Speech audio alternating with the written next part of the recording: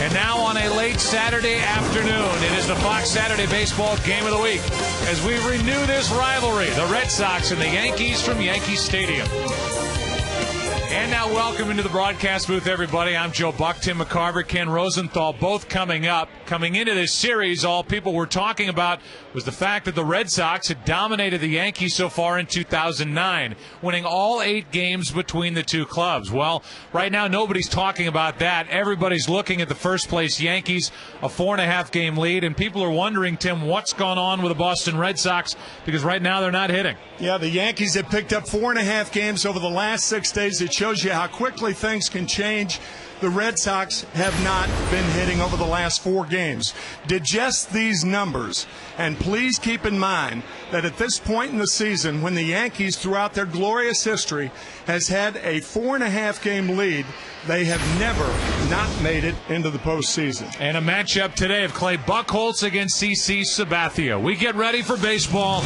It is the Yankees and the Red Sox, so we should have some fun in store for you this afternoon, today on Fox.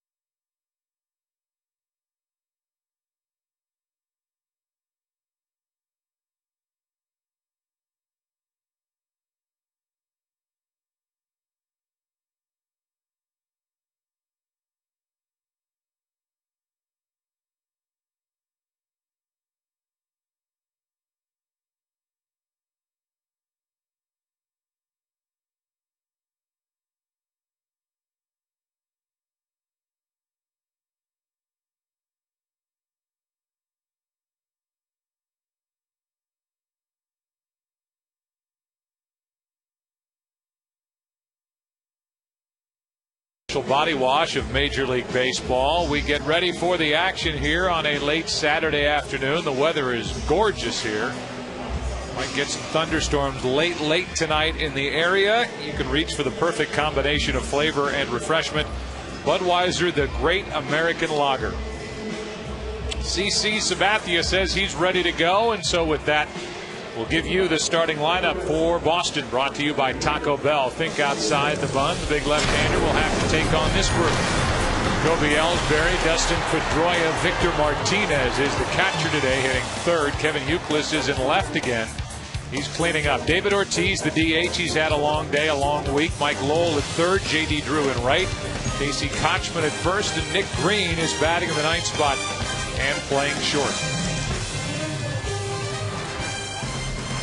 Yankees start the day at 67-42, and their record is 4.5 games better than the Red Sox at 62-46. And there's a fastball to start the day, ball one. So it's Ellsbury, then Pedroia, then Victor Martinez, and they're the numbers for CC Sabathia. 11-7. Strike one.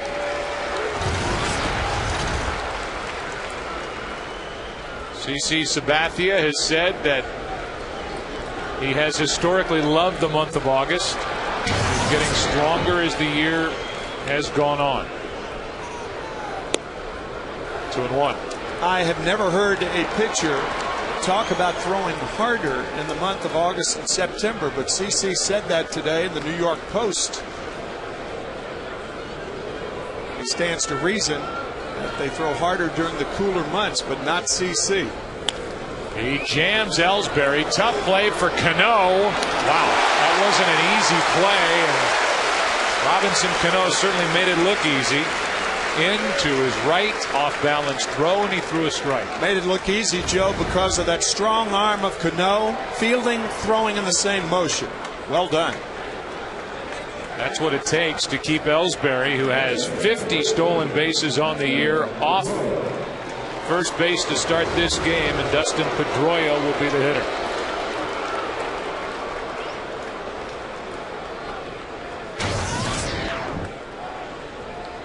Pedroia stands in hitting .303. Reigning AL MVP. Takes a strike. Joe Girardi, who's the Yankee manager, agreed with the assessment of CC Sabathia and said, in fact, he sees him getting stronger and his fastball getting better as the games go on. So within a game, he says he throws harder and harder as the ball game unfolds, and that's strike two. Give you the sprint pitcher profile for the left-hander Sabathia. When you think of CC Sabathia, you think of that cutter to right-handed batters. That has been a staple pitch. Jose Molina saying that you can't forget to use the outside part of the plate if you're catching CC. And it's interesting that the Red Sox have 4 left-handed batters in the lineup today. 96 from Sabathia, missing up and away, and that's ball one. Pedroia batting in front of Victor Martinez. It's Molina doing the catching today for Sabathia as Posada gets the afternoon off after a long night. Good note for Pedroia. And he's out in front of that pitch and fouls it. Sabathia, who throws extremely hard, also features that good changeup. Girardi said he'll rack up a few strikeouts during the course of the day with that good changeup. But when you think about 6'7", 290-pound 29-year-old, you think power. Think power, and that cutter boring in on the right-handed batters. That's what this will be. And it's up, ball two. So Molina reminds Sabathia to keep his front shoulder in, and CC, who was the Cy Young Award winner with the Indians back in 2007, carries with him a 2-7 career record against Boston. The 2-2. Full count.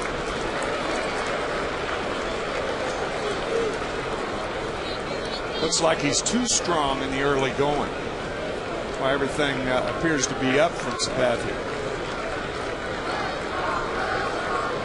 Red Sox would love to jump on the board here in the first inning after that night last night. And Pedroia fouls it back. Again, 15 innings. Ended in the bottom of the 15th on the 2-run shot by Rodriguez. 5.5 hours. And the Red Sox had a total of 4 hits, which is hard to believe. It is. Made the deal at the deadline to get Victor Martinez, who's on deck, to try and add some punch to this lineup. Didn't work out last night, and there's the changeup from Sabathia for out number 2. After all of that power, the changeup, you could see the 3 fingers of Sabathia almost choking that fastball to get Pedroia. Give her the 4 keys to the game, and for the Red Sox, it's easy, swing the bats, and they're trying to figure out how to get that done. And for the Yankees, there's that quote from Sabathia that the best is yet to come. It is an uphill climb, no doubt, now the rest of this series for Boston after losing last night. They've lost the first 2 games of this series. And the pitching matchup certainly favors the home team today.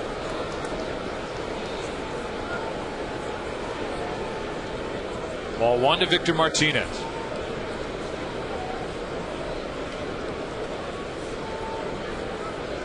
Former teammates with the Indians, and a fastball 94 for a strike. Talking about Sabathia and being stronger in the month of August, last year's job that CC did with the Milwaukee Brewers, certainly an indication of that, going over and just dominating the National League. 11-2 with the Brewers, but lost in the division series to the Phillies. Strike 2 on Victor Martinez. Former battery mates here. CC Sabathia with the Indians. Many years as a dominating performer, and Victor Martinez as his catcher.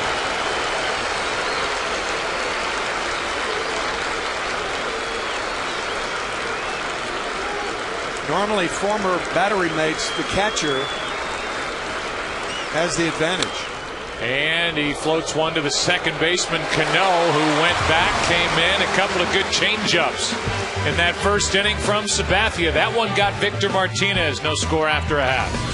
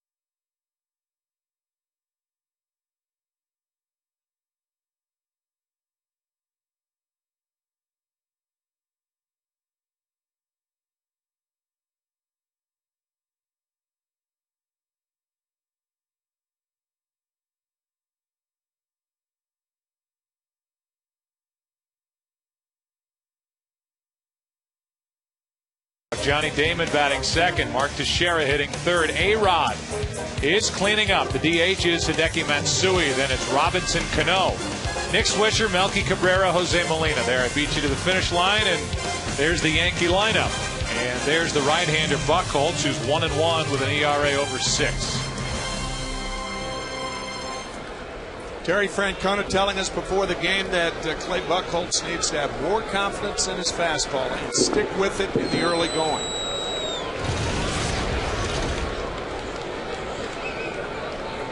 First pitch, bottom of the first with no score, and it's a fastball for a strike. It's Jeter now, Damon on deck, Teixeira. The Red Sox really need a good one from Buchholz here this afternoon. Not only effective, not only try and help them get a win, but take some of the load off this bullpen. The 0-1. Talked about a changeup with CC Sabathia, and Terry Francona will tell you that Buchholz has about as good a changeup as you'll find anywhere in the big leagues. It's that fastball, as Tim mentioned, has to be established to make that pitch more effective. And there's something off speed as Jeter was fooled in strike 2. So fastball, changeup, and now a good slider to get ahead of Jeter.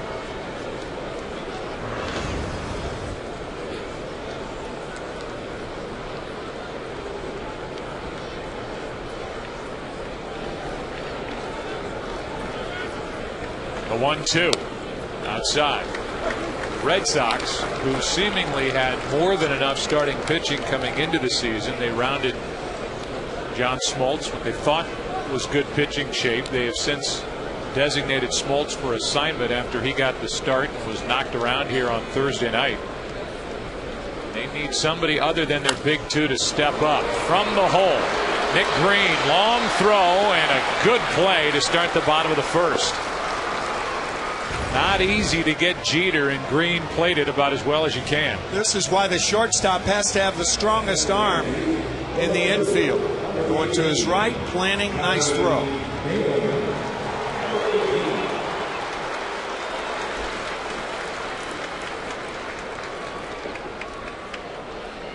Clay Buchholz cheering that play, and with one out, nobody on, here is Johnny Damon. There are the numbers for Buchholz. Seem to be a lot of interest if you believe the rumors and you read the blogs and you worry about who's doing what at the trading deadline. And Clay Buchholz pitched that no-hitter in September of 2007 against Baltimore, one of his 3 starts that year with the Red Sox. But overall, he's 6-11 in the big leagues, with an ERA over 5.5 as he deals a strike and the count evens to Johnny Damon. Yeah, for his short career, he's won only 1 game on the road. That was some performance in only his 2nd major league start, that no-hitter against the Orioles a couple of years ago. Here's a 1-1. Damon pops one into left. That ball will carry. Youkilis is out there and he can't make the play. Youkilis, who plays first and third, is in left, and that should be an error with 1 out here in the first inning. There is a problem during day games at Yankee Stadium. There was in the old ballpark the glare, and there certainly looks to be a problem, even though it's an overcast day. Only the 19th start for Youkilis in left field, and he showed it. It's an error on Kevin Youkilis, that at this point had made 3 errors between first base and third base. Yeah, what you get in offense, Joe, you lose in defense. So now runner at second, that's Damon. Here is Teixeira. And there is ball 1 on a tailing fastball. Youkilis had not made a start in the outfield since 2006 prior to Thursday night. Didn't have his outfield glove. It was back at Fenway Park. And so now he gets his 2nd start out in left this 4-game series. And you have to believe that Terry Francona's in the dugout thinking, I asked this guy to do an awful lot for the Boston Red Sox. I know you feel that way. You talked about it during the All-Star game, how valuable Kevin Youkilis is to this Boston team, because the amazing thing is when they flip him between first base and third base defensively, it has never seemed to bother his offense. But now he is a lonely man standing out in left. Just made an error. 1-0 pitch to Teixeira is outside. 2-0. Kevin Youkilis excelling as a first baseman, a Gold Glover at first base. And going to third, you need the stronger arm. And now asked to play left field and committing that error, and the Red Sox and their fans hopeful that it's not harmful to the Red Sox effort today. There's a strike, and it's 2-1. From his viewpoint on that play, the ball hit by Damon.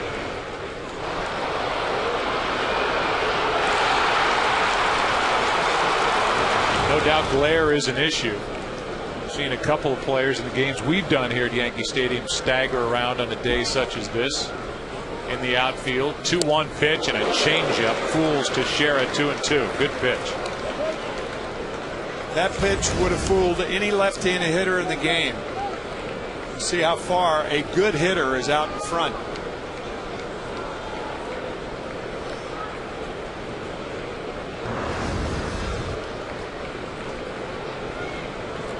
Buchholz trying to get around that error by Youkilis in the 2-2 pitch. Out in front of it again and foul. That's an indication of how good a changeup Clay Buchholz has. Normally, pitchers will use that changeup first time in an at-bat. And there's deception there, but very few pitchers have a good enough change to throw it twice in a row.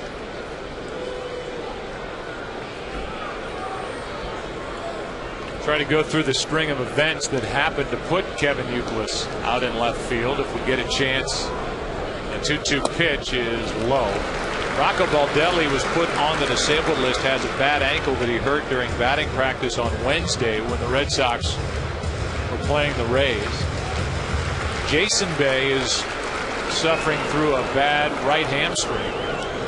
Says he's feeling a lot better, but not in the lineup today. They have a young 22-year-old outfielder, Josh Reddick, who hits left-handed. Kona didn't want to start him against the lefty Sabathia.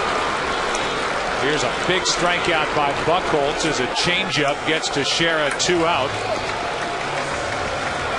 And we give you the sprint pitcher profile for Buchholz, who will deal with last night's hero, Alex Rodriguez. Yeah, that second point, you just saw 3 of the last 4 pitches to Shera. And then don't get away from the fastball. And here is the strikeout pitch to get Mark Teixeira. Good changeup.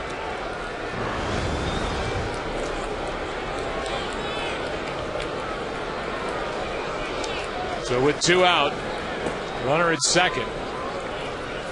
Here is Rodriguez. And that hit the bat of Rodriguez. And right now it's being called a foul ball for strike 1. Rodriguez is saying it hit him on the left shoulder and then hit the bat. The home plate umpire, Jim Joyce, is saying strike 1. This is one of those arguments where if you're the hitter, you don't argue vehemently because you really want to hit in this situation. You do not want to be hit. It was a changeup or a breaking ball. A-Rod said it hit his shoulder or his helmet. He says his shoulder before the bat.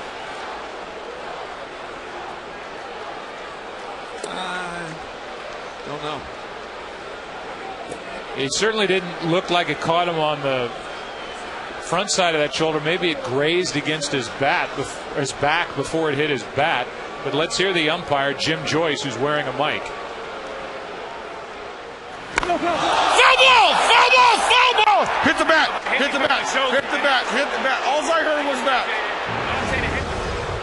So we thank Jim Joyce for wearing the mic, and the Yankee fans are booing, but I'm with you. If you're a Yankee fan or you're Alex Rodriguez, I mean, yeah, the pitch may have grazed his bat, but if you're Rodriguez, aren't you thinking, let me drive the run in? That's exactly right. You don't want to, again, argue that pitch too vehemently. Here's the 0-1 from Buchholz. 1 ball, 1 strike. Rodriguez has driven in 62. He's hit 20 home runs. The home run last night, 573rd of his career.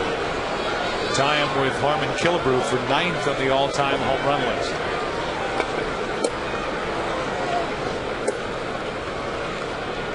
The 1-1 to the shortstop. Green comes up for him, and the throw is perfect. And good work by Buchholz to get around that 1-out error by Youkilis. After 1, Yankee Stadium, no score.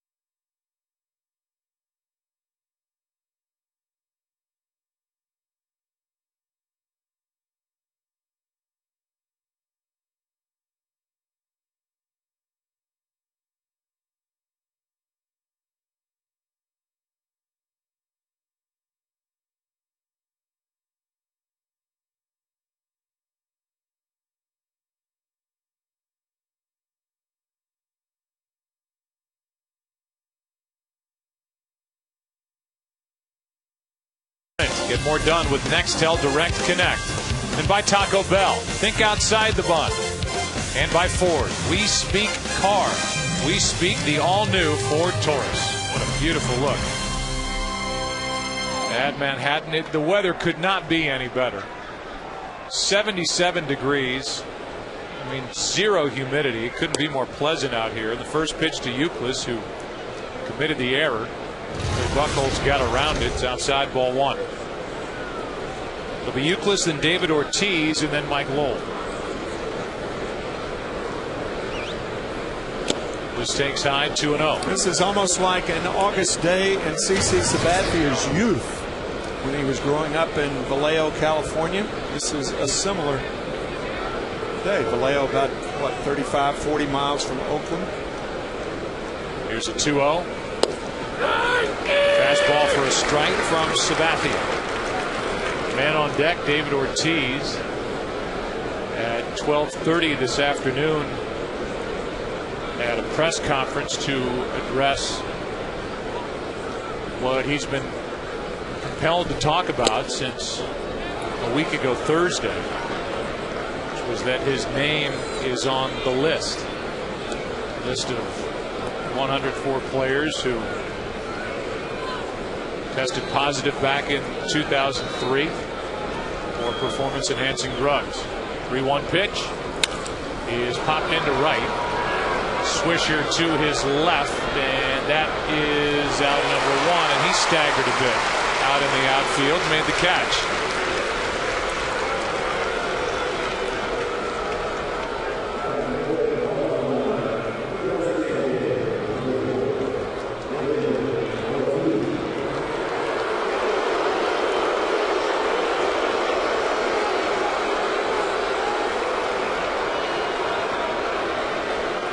Rather mild reaction for David Ortiz, who's booed in this rivalry when he's in the Yankees park under any circumstances. You can hear some of the yells coming out of the fans here at Yankee Stadium. But to me, whether it's here at Yankee Stadium or it's in any other ballpark, the reaction by fans to boo in this situation here in New York, a Boston player who's now on the list, is pretty predictable. Yeah. It's like A-Rod being booed more at Fenway Park in Boston. Which swung on and fouled back. 1 ball, 1 strike. It's almost in that category more of gamesmanship than absolute disgust for the situation. It's been talked about so much in detail and written about. You almost can't get away from it. I think on some level, day-to-day, game-to-game, inning-to-inning basis, fans probably are to the point of saying enough. 1 ball, 2 strikes on Ortiz with 1 out, nobody on. We have obviously plenty to say about it, and we have video sound to give you from that press conference as we go through the day. 1-2 pitch is outside, 2 balls, 2 strikes.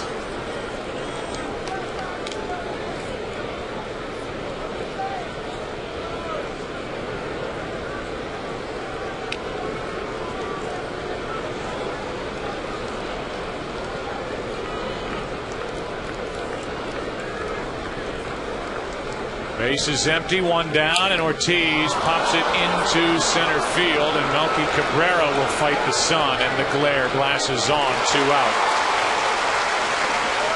From that 12:30 press conference earlier this afternoon. I definitely was a little bit careless back in those days when I was buying supplements and vitamins over the counter, legal supplement, legal vitamins over the counter. But I never buy steroids or use steroids. He is the second out here in the second inning, and now the batter is Mike Lowell, who takes a strike. I think you have to ask yourself the question, what is different about David Ortiz as opposed to Alex Rodriguez? Alex Rodriguez admitted that he took and dabbled with steroids from 2001 to 2003. David Ortiz And that's the thing that jumps out at me. That's the biggest difference in the two in explaining why they were on the list. The question was asked during the press conference. We were in that press conference. Why now? Why is the Players Association stepping up, and they're front and center now with David Ortiz in this situation, as opposed to when Alex Rodriguez was in that situation? And Michael Weiner, who is the future executive director of the Major League Baseball Players Association, said it's the cumulative effect of all that's been said, and in his opinion, some of the misinformation that's out there about that list that forced and compelled the Players Association to sit there with David Ortiz during the press conference earlier this afternoon at Yankee Stadium. Second strikeout for Sabathia. He's not allowed a base runner. Bottom of the second, and Yankee Stadium rolls in. No score.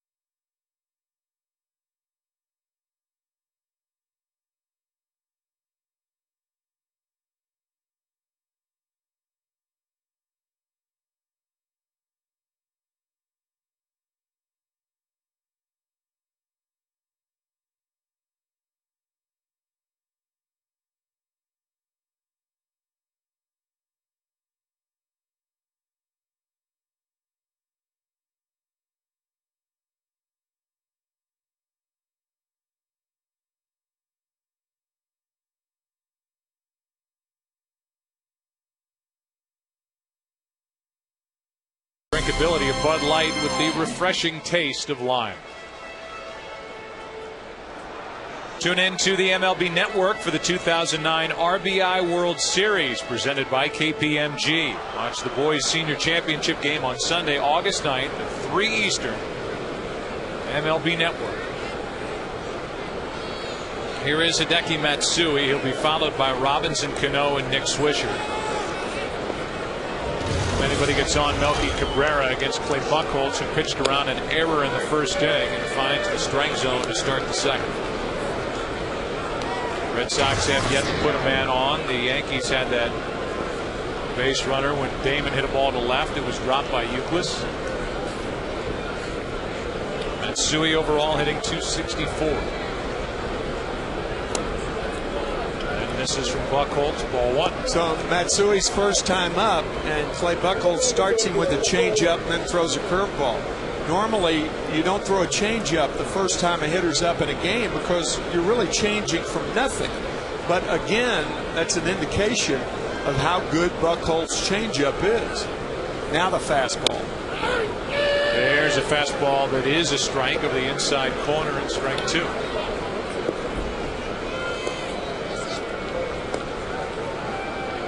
The word confidence is an important word when you think about Buchholz, and a guy who's got as good a stuff as he has, who his manager says can sometimes get scared away from using his fastball as that one floats outside and the count 2-2. A change up from the right hander. Confidence is a close partner to stuff.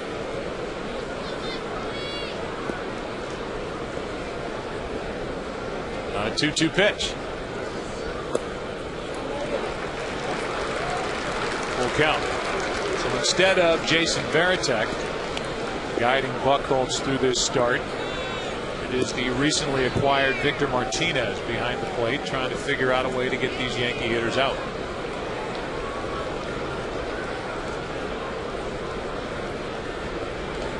What's it going to be on 3-2?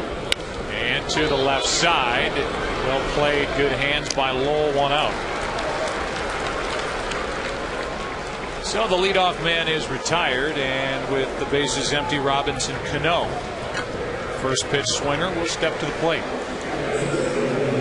You really can't stress enough when a catcher, an established major league catcher, comes over from an organization. And keep in mind, Victor Martinez played against the Red Sox only a couple of years ago in 2007. The Cleveland Indians had a 3-1 lead over the Red Sox, and then Boston came back to win 3 in a row. But how difficult it is to take over a pitching staff or help with the pitching staff, share the load with a guy like Jason Varitek. There's a first pitch base hit back up the middle, and the first hit of the afternoon belongs to Cano.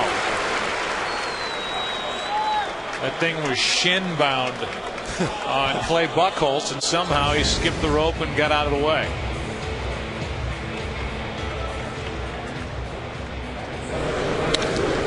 Robinson Cano has more hits on the first pitch than any other hitter in baseball, 37.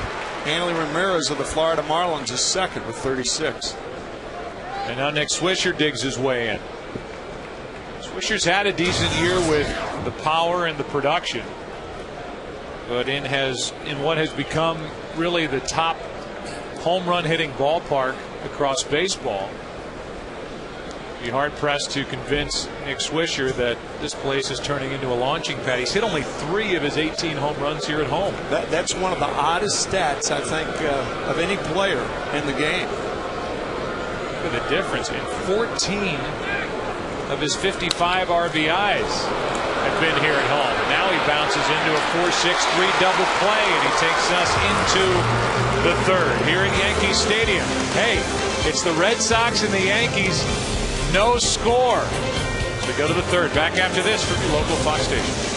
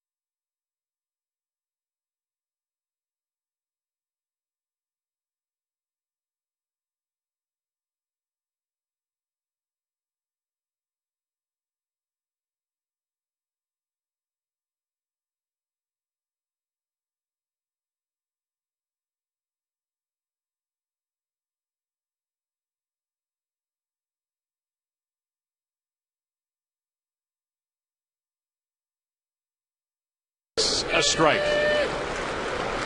Yankees have the only hit. The Red Sox have the only error. Drew, Kochman, and Green, 7, 8, and 9. Anybody gets on Ellsbury, the leadoff hitter in this Boston lineup, which checks in with the 8th best team average in the AL. A chopper back to Sabathia, who regained his balance and with a bare hand makes the play, 1 out. Good thing for the Yankees that CC came up with that ball, because if it gets by Sabathia, probably an infield hit for Drew. Well done by the 290-pound Karsten Charles Sabathia.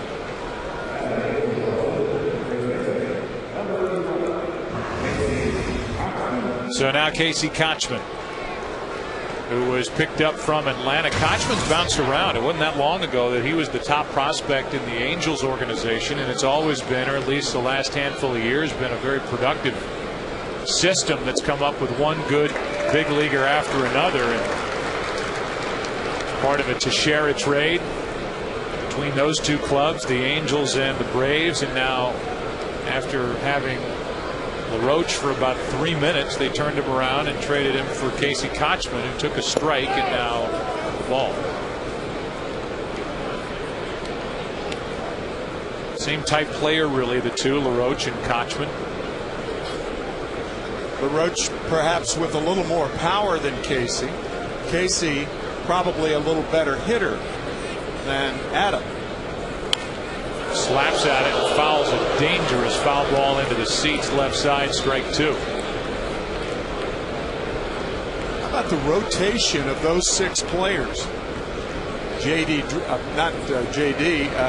Youkilis, Mike Lowell, Jason Varitek, Victor Martinez, Casey Kochman, and David Ortiz.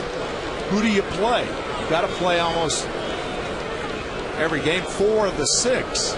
But which ones? A strikeout for out number 2, and the 3rd strikeout rung up by Sabathia as he gets the 2nd out here in the 3rd. I mean, when you think about it, this is a tough assignment for Casey Kochman.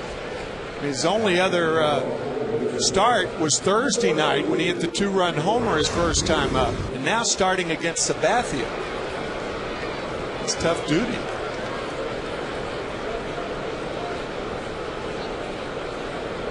And now Nick Green, who is the latest shortstop in what has been a black hole position for the Boston Red Sox. That is bunted foul. Ken Rosenthal is with us. Kenny, after trading away Nomar Garciaparra, it has been a parade of stars at the shortstop position, one guy after another for Boston. Absolutely, Joe. Total revolving door, and they have yet to come up with a real solution. Right now, Nick Green is their guy because Jed Lowry's back on the disabled list, went on today.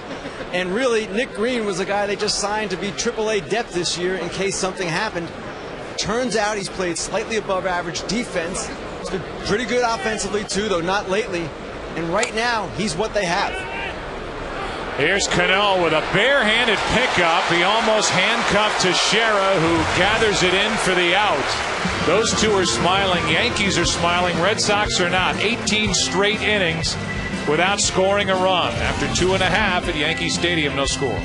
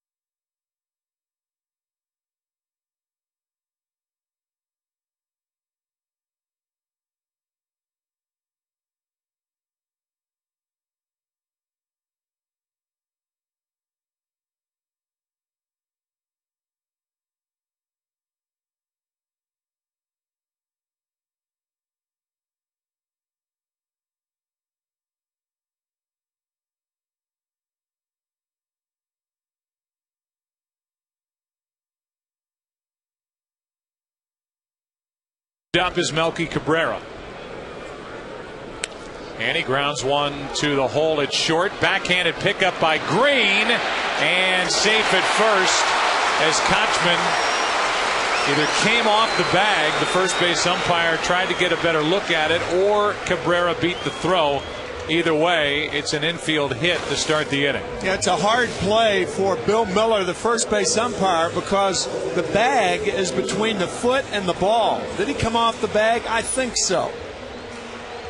Good play by Green to make the play, but it's toward home. I think so. Just a couple of inches. But a good call by Bill Miller, and a tough call that he had to make. It's close. It really is hard to get a definitive look. I think you can make an argument maybe either way on that. And the call by Bill Miller is safe. So an infield hit. The batter is Jose Molina, who's batting in the number 9 spot.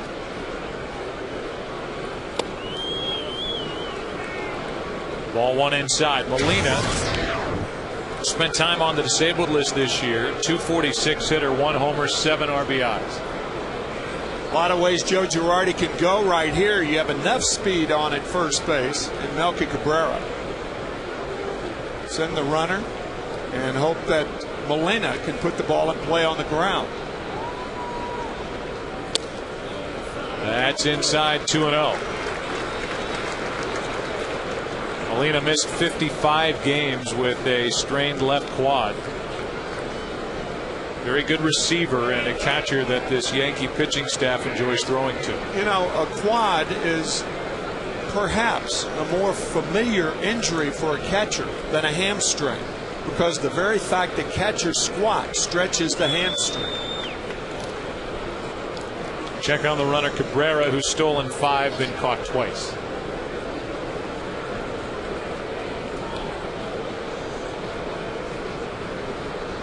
Back on June 23rd, the Red Sox led the Yankees by 5 games, and here on August 8th, it's the Yankees out in front of Boston by 4.5. There's a strike from Buchholz. 2-1. This is a Yankee team that's 11-1 here at home since the All-Star break.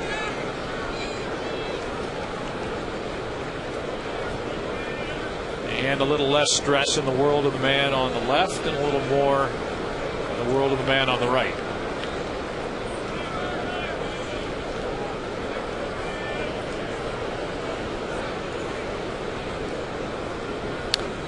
Good pitch by Buchholz, and the foul tip for strike 2. I think your point in the opening is certainly pertinent. I mean, here just 2 days ago, everybody in New York was saying, yeah, but the Yankees are 0-8 against the Boston Red Sox. And now all of a sudden Yankee fans are saying, well, we have a 2-game winning streak against the Red Sox. A change in a hurry.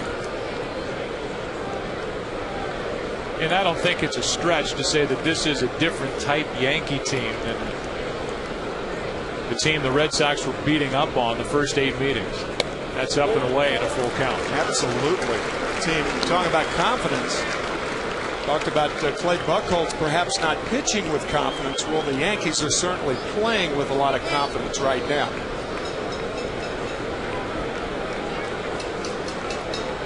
I'd look for Cabrera to be running here.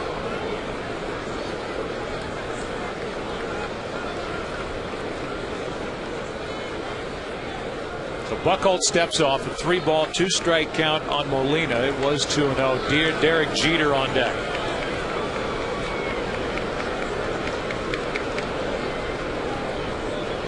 There goes Cabrera, and there's a foul left side. A couple of roster moves. Ken Rosenthal touched on one of them. That was that Jed Lowry, the shortstop, is back on the disabled list with numbness in that left hand, wrist, forearm area.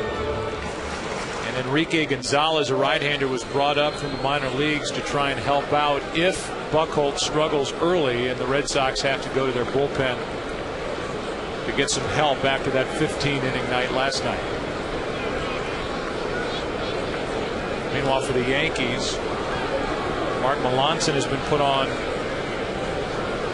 the train back to the minor leagues as ball 4 is down and away, and Josh Towers was added to the big league roster.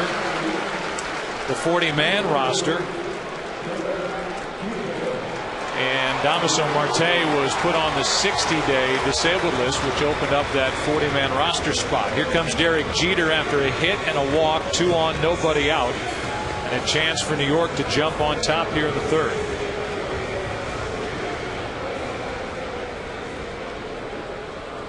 Some situations like this, Derek Jeter takes it upon himself to bunt the ball down the third base line and to hug the line. But he's having really too good a year to be expected to bunt in this situation. He tries to drop one down and fouls it straight back, strike one.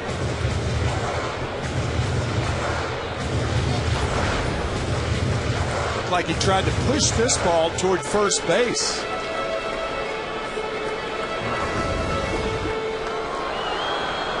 Mike Lowell, who's playing third base for the Red Sox and still rebounding from that hip surgery. His range has been limited. A lot of talk about that. One of the reasons why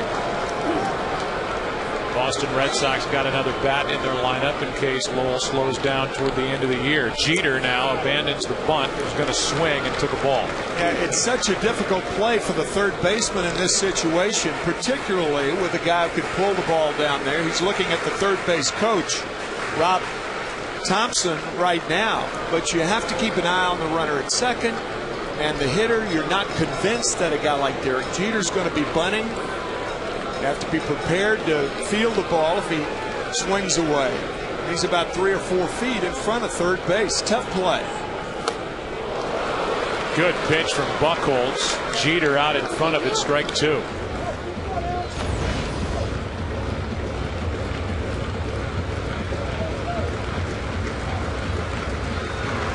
So the changeup fools Jeter.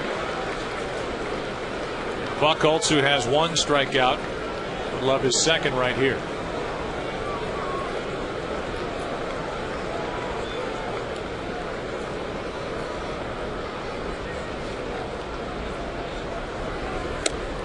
Two balls, 2 strikes. We had a chance to talk to Terry Francona during the break prior to the bottom of this third inning, and if we get a chance, we will play you that conversation here while the Yankees bat. They have 2 on with nobody out.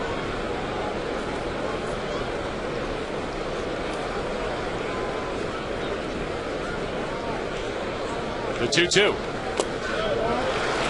Down and away, full count.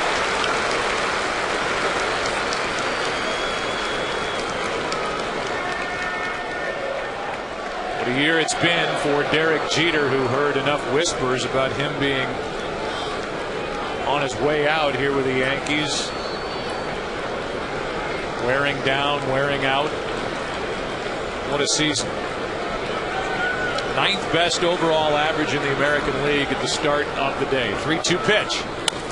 Jam to third. Lowell out at second. Pedroia turns it. Double play. 5-4-3. Nicely turned by the Red Sox.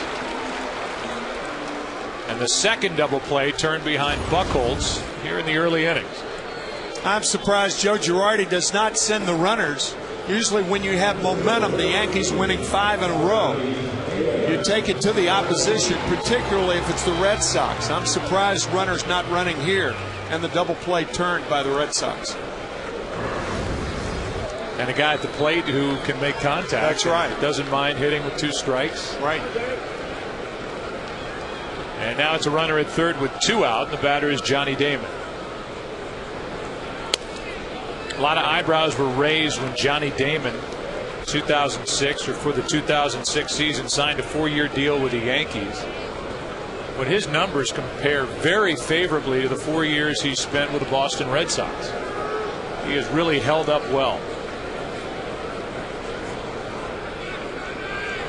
That's high, 2-0. Here are the numbers. 02 through 05 with Boston. The average was better there. The home runs higher here with the Yankees. RBIs better with Boston, but overall he's a guy that answers the bell every day. Just hit lead off or second putting on the pinstripes. That's outside. The count's 3-0 with Teixeira next. Talk about durability with Johnny Damon. He has played 13 consecutive years of 140 plus games. That is remarkable durability. And you know, here's a guy, and the Red Sox fans got used to it, a guy who plays hurt. 3-0 pitch. And on 4 straight, Damon takes a walk to bring in Teixeira. Buchholz is playing with fire here in the 3rd inning as he walks Damon and gets to Teixeira, who is tied for 1st in the American League with his 28 home runs and tied for 2nd with his 81 RBIs.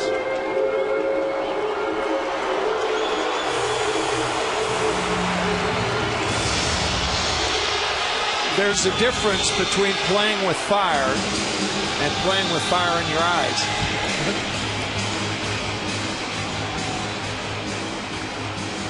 Buchholz has done one, and the guy at the plate, Mark Teixeira, digs in with the other. Fire in his eyes, a guy who has certainly picked it up since just about the moment Alex Rodriguez was activated, put back in this Yankee lineup on May 8th.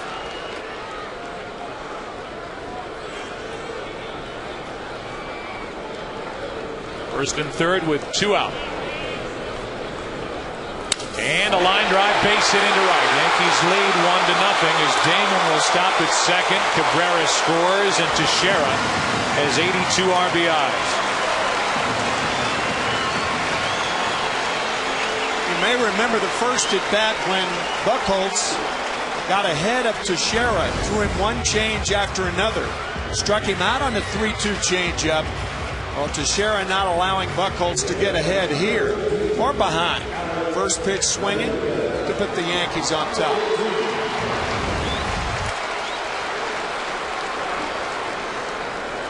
So now Rodriguez, who grounded out and who has hit 20 home runs this season.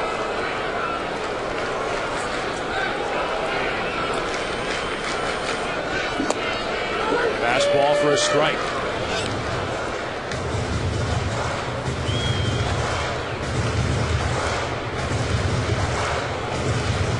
With his own cheering section, Rodriguez bats with 2 on, 2 out. A run is home.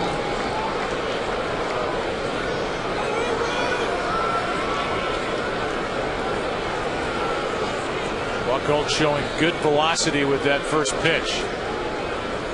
And now breaks the bat of Rodriguez. Nick Green surrounds it, throws it, inning over. Yankees get the lead. RBI and a 2-out hit by Teixeira. 4th inning now.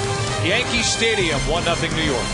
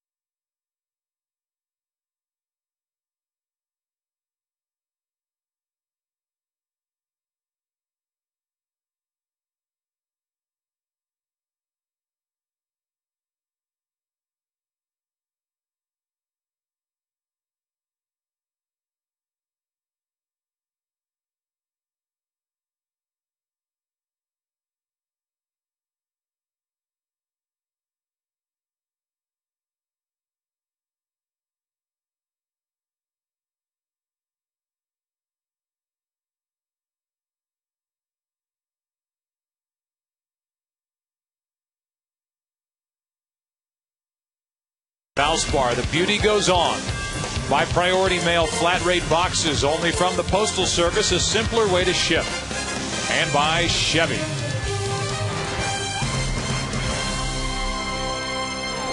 Here's Ellsbury, tried to bunt, missed it, strike one, and we're underway in the fourth inning with the Yankees leading 1-0.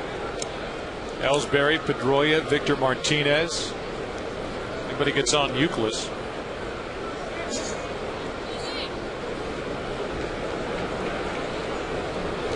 The 0-1. 1 ball, 1 strike. Ellsbury's starting to figure it out. Burst onto the big league scene. He's had an opportunity, and he seems to get better now with every week here in 2009 as he has settled in #2 in the league with his 50 stolen bases, and he takes a strike, 1-2. Those 50 stolen bases, as many as he had last year. The Red Sox record for stolen bases, 54 by the great Tommy Harper, left fielder for the Sox back in 1973. Carl Crawford of the Rays, by the way, leads the AL with his 52 steals, and strikeout #4 for Sabathia. Nasty slider to get Ellsbury. So with 1 out, nobody on, Pedroia will be the hitter, and everything you knew about fantasy football is about to change. Introducing the all-new Fox Fantasy Football with free live scoring, customizable leagues, and research tools. Log on to foxsports.com on MSN and join the next generation of fantasy football. With 1 out, nobody on, the batter is Pedroia. And the pitch is low for ball 1. We're going to give you that visit with Terry Francona after Pedroia does something here in the fourth.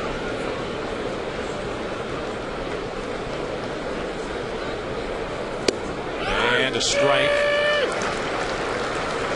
With the upper reaches up the strike zone, a ball and a strike.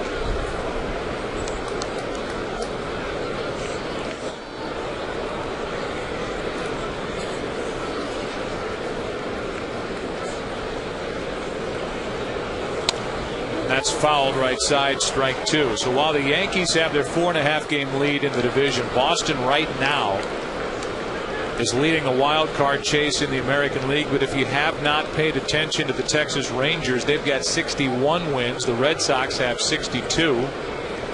And Tampa Bay, they're close with 60. Tampa Bay just beat Boston in a 2-game series, swept them during the week prior to the Red Sox arrival here in New York.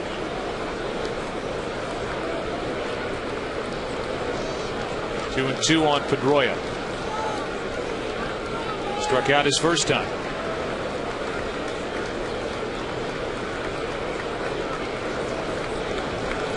And off balance, pops it into left center field for Melky Cabrera, who has it for out #2. And here's Terry Francona. First question was about how does he get his team to start hitting?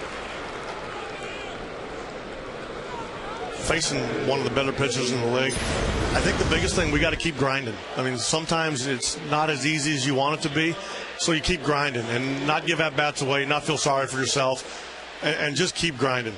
I like what you said before the game, which was, we've got a good group. You believe in this team. You said even if we don't go out there and win today, we've still got a good group at the end of the day, and we'll try and figure out some way to get through this. That's how we feel.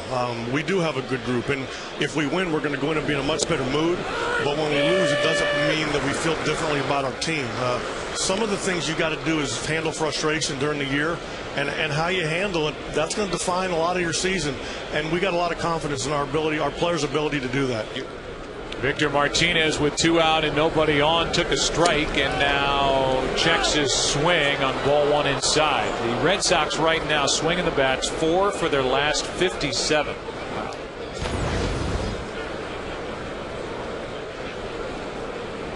Victor Martinez holding up CC Sabathia with a perfect game. He has retired the first 11 to face him. 2 out, nobody on. 1-1 pitch. Tapped foul, strike 2. Martinez popped up his first time, been a switch hitter since the age of 7. Good addition to this Red Sox team, but right now it appears Boston's trying to figure out how to fill out their starting rotation. One of the few times today that this crowd has jumped into this game. There are some repeat customers from last night. They're a little worn out. 1-2 pitch. Straightens up. Martinez with a 96-mile-an-hour fastball, 2-2. It's a bad combination for the Red Sox. What'd you say, Joe? 4 for their last 57. And CC Sabathia with that type stuff against Boston today. Some guys, it looks like they're working hard to throw 96. It looks so easy for Sabathia to bring it in the upper 90s. Got great stuff around that fastball as he misses upstairs. 98. Full count.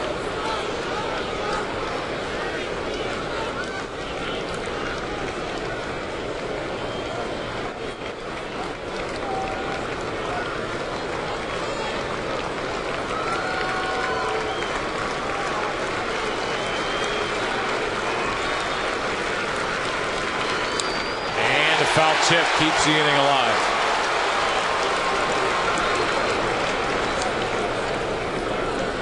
Tampa Bay Rays will play 13 of their final 31 games against the Red Sox and Yankees. 10 games the first 2 weeks of September, and then the Yankees close out the year down in Florida against the Rays, the final 3 games of the season. Bay 8-4 against Boston, 5-6 against the Yankees. Pretty good race shaping up in the AL East. Here's another 3-2. And another foul ball.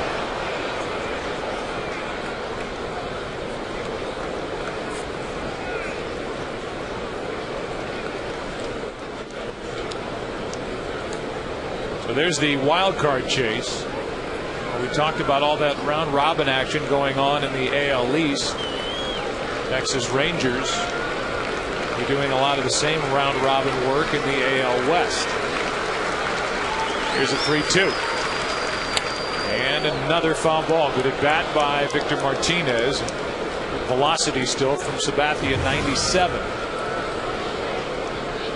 Sometimes if you're a catcher, what you determine or how you determine what to throw to a guy like Martinez is how he's getting around on the fastball. If he fouls balls off continually the other way, he's not getting around on it. So that could determine what you're going to throw. But this is a changeup here from Sabathia. Martinez grounds to third. Long throw, Rodriguez, and that ends the top of the 4th. Bottom of the 4th rolls in. Matsui, Cano, Swisher, 1-0 New York.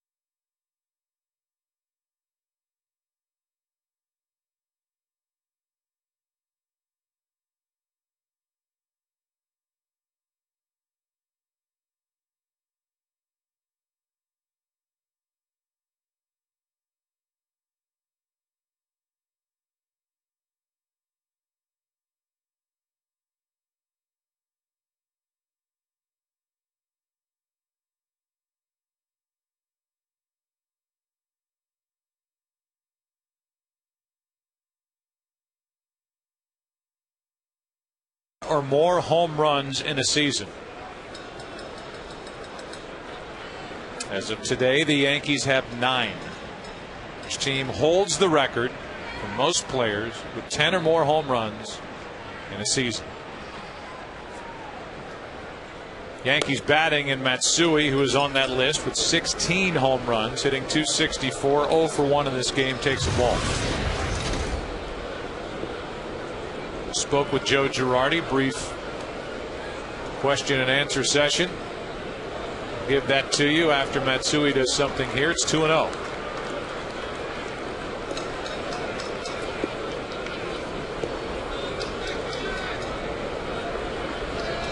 Matsui, Cano, and Swisher for New York.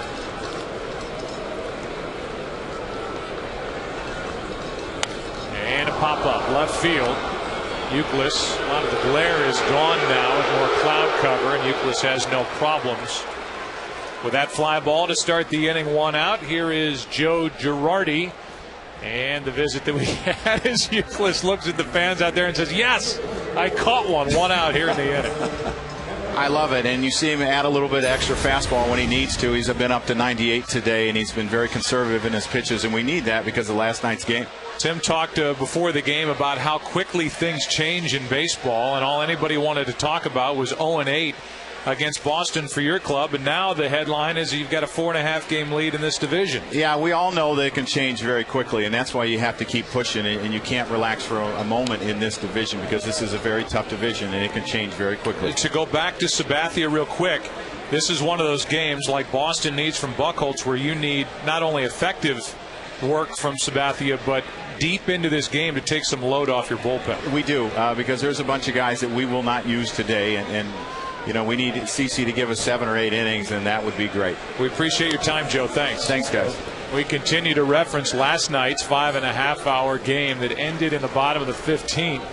A scoreless game, and the first time that the Yankees and Red Sox have ever been scoreless, facing one another after 14 innings in their long history together. There's one on that home run by A-Rod, and that's why Girardi and Francona need a lot out of the starters today. A base hit to right by Cano. He's 2 for 2, and on with 1 out here in the 4th inning.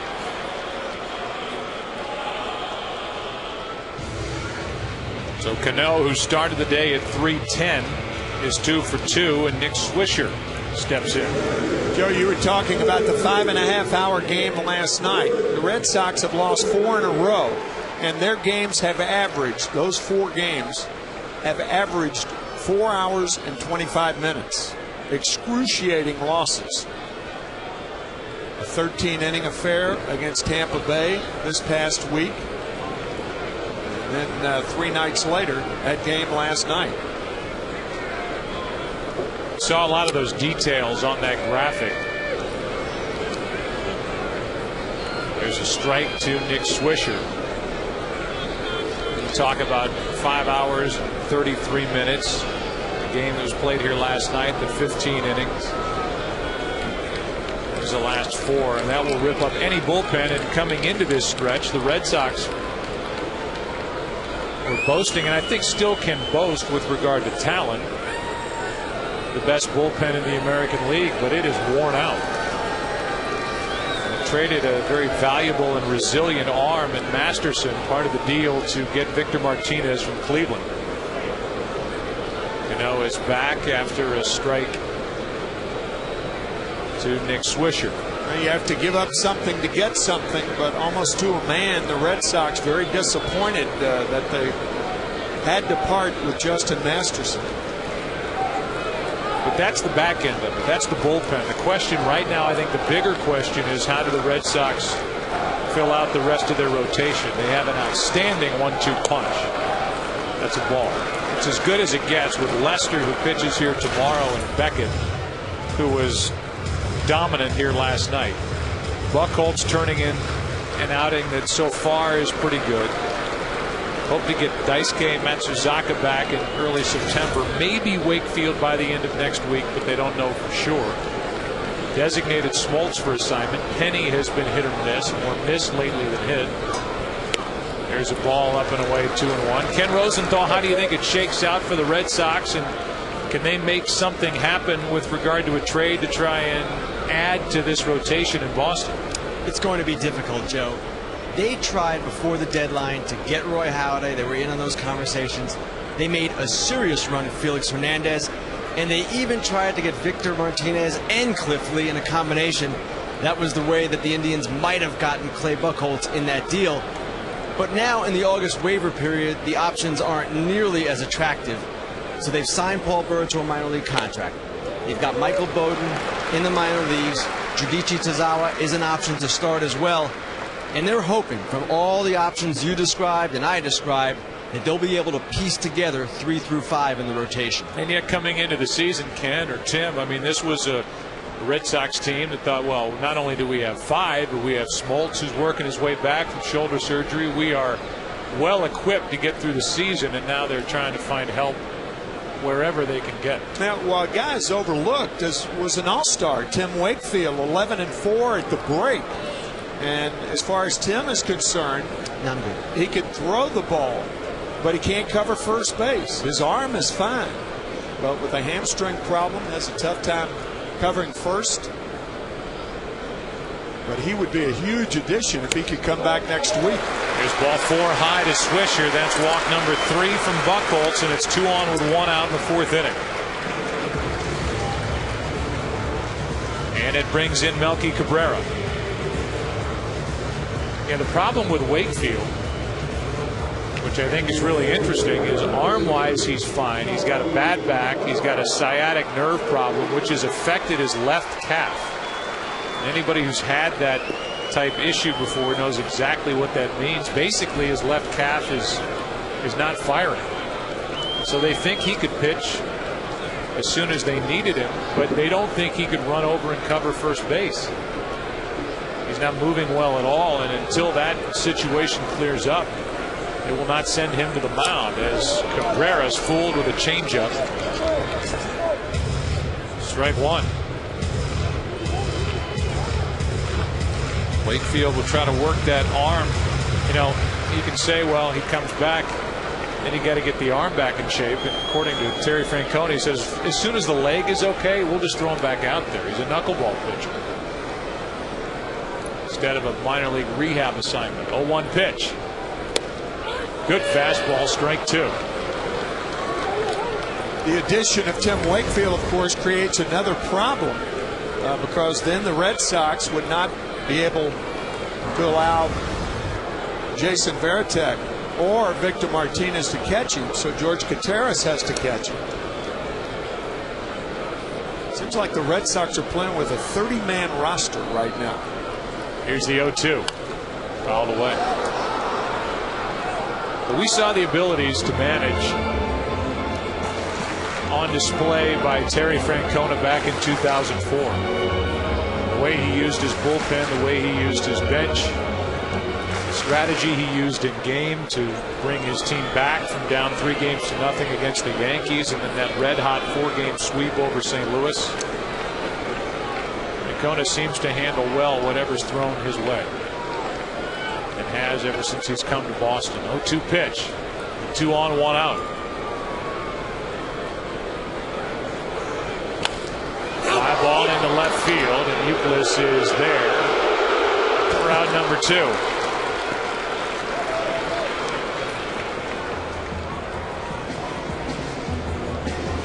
Here's the last time he made the catch. This was to start the inning on a ball hit by Matsui. And he's having a little fun with the crowd out in left. When the Red Sox embarked on this road trip, Kevin Euclid did not bring the glove that he normally has to play left field. In fact, that glove is not broken in yet. And the glove that he is using is Jason Bay's glove. Well, after his error, which happened back in the first, he took his batting glove off that he was wearing under that glove, and now he's put it back on. Breaking ball from Buchholz is a good one, strike 1.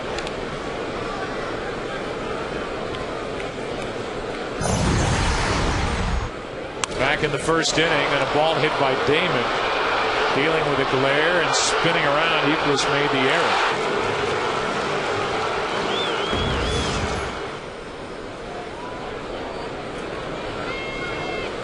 The 0-1. Molina takes a ball up and in, a ball and a strike. Jose walked his first time up, and this will be pitch number 65 on the afternoon for the 24-year-old right-hander. Turns 25 next Friday.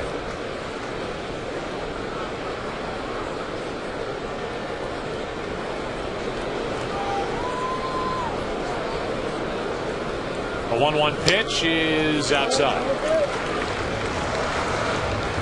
Buchholz came in having allowed left-handed batters to hit .366 against him this season, and having allowed 41 base runners in 19 1/3 innings. All of the hits so far today for the Yankees have been from left-handed batters.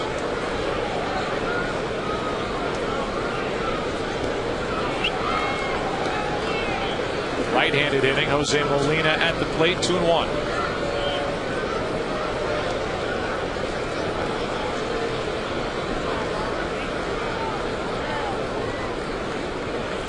And a pop-up back and out of play. Strike 2.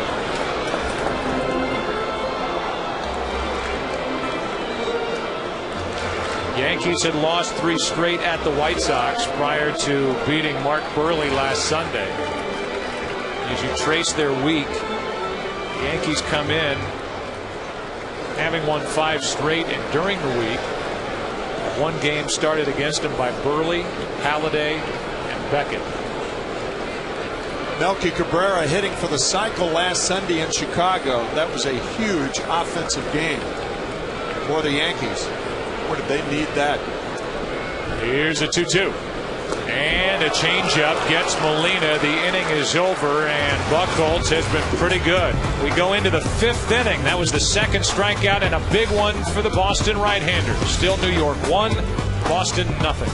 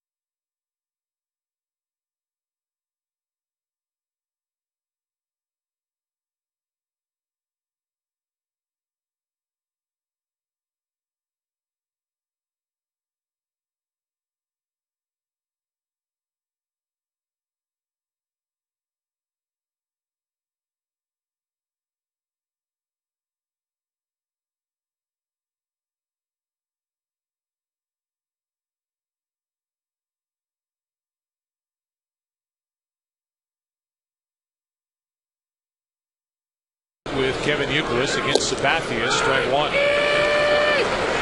No base runners so far for Boston. That means a perfect game through 4. Youkilis, Ortiz, and Lowell. Anybody gets on, J.D. Drew.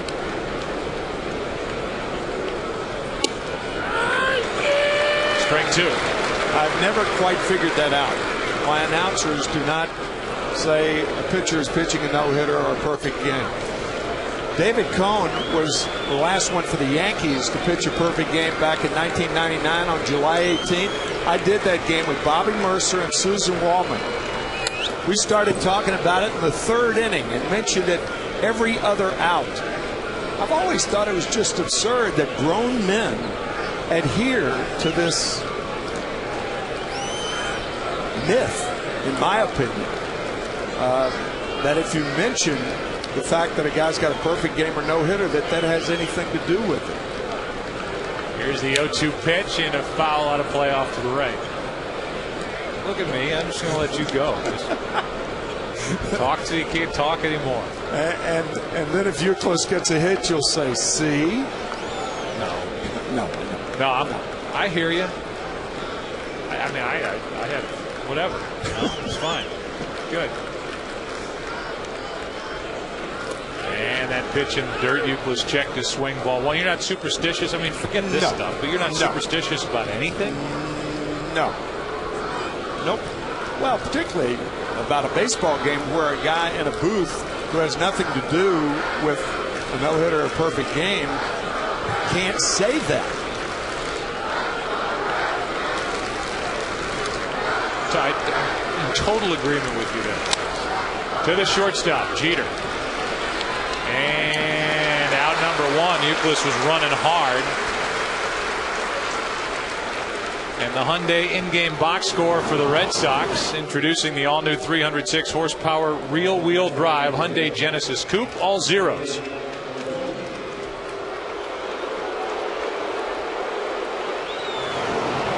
And here is David Ortiz. We talked a little his first time up about the press conference before the game, where he tried to answer questions. Both he and Michael Weiner, who representing the Players Association, held that press conference before the game, and for the most part Ortiz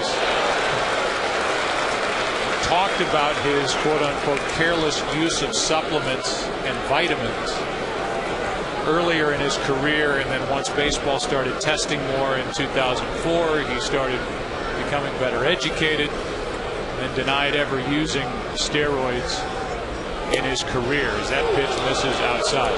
The bottom line is, I have no idea if that's true. Nobody has any idea if that's true or not.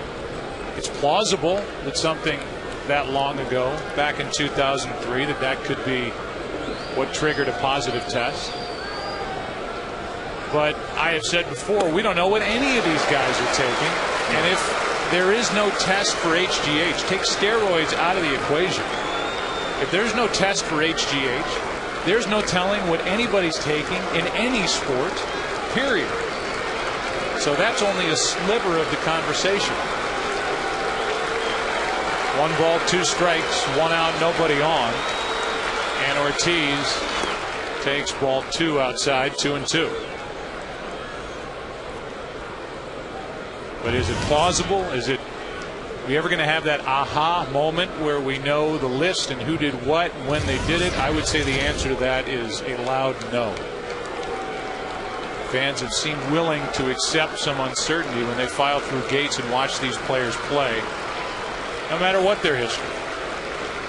The 2-2 pitch with 1 out, nobody on is just high, full count.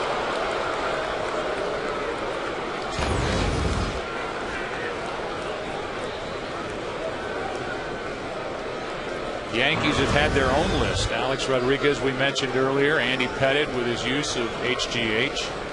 Talking about that a couple of springs ago. Jason Giambi before him.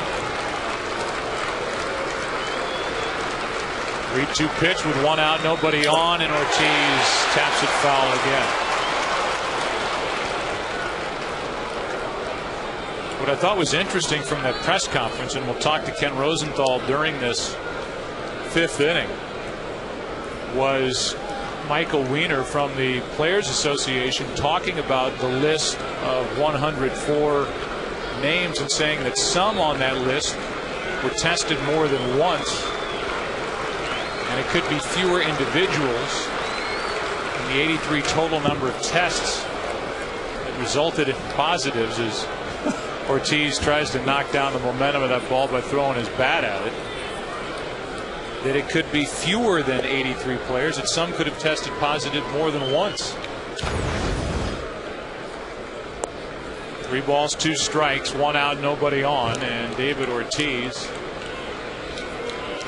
who really had no more information today to share than he had before. He held that press conference because there were no specifics as to what he tested positive for. Waits for a 3-2 and takes a 1-out walk. So a borderline pitch, and Joe Girardi talking to himself as that pitch barely missed, but called ball 4 by home plate umpire Jim Joyce. Similar to the 2-2 pitch. You got the count to 3-2. This slider goes around the plate, and that pitch was inside to Ortiz. So the first base runner of the game for the Red Sox. So the tying run is on with 1 out. Mike Lowell, who struck out his first time, stands in. And a foul. I reference Ken Rosenthal. Ken, if you're with us, that was first time I'd heard anything about the 104 names possibly being reduced to fewer than that. Michael Weiner first talked about a total in the 90s and then really kind of hung his hat on 83 and talked more about positive tests as opposed to players testing positive. Joe, you're right. This is the first time where the union publicly has said and raised questions about the validity of the government's list. And basically they're just raising a number of plausible points that could be raised here. For instance, the number might not be what the number has been advertised to be. Also, the government might have a different standard for what a positive test is than the union. And there's one other point we should make here. This list, people keep saying, let's see the whole thing. Let's see it already. Let the game move on. Let's get it behind us. Well, it's not that simple. And the reason it's not that simple is because the players took these tests under the promise of confidentiality and anonymity. And to say now, well, sorry guys, your privacy is gone, that's not fair either. 1 ball, 2 strikes on Mike Lowell. Tying run on at first, that's David Ortiz. And up and away, 2-2. 96-mile-an-hour fastball while the Red Sox look for their first hit.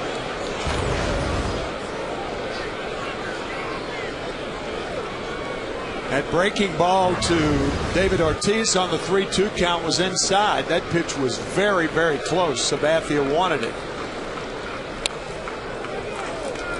Lowell fights it off, still 2-2.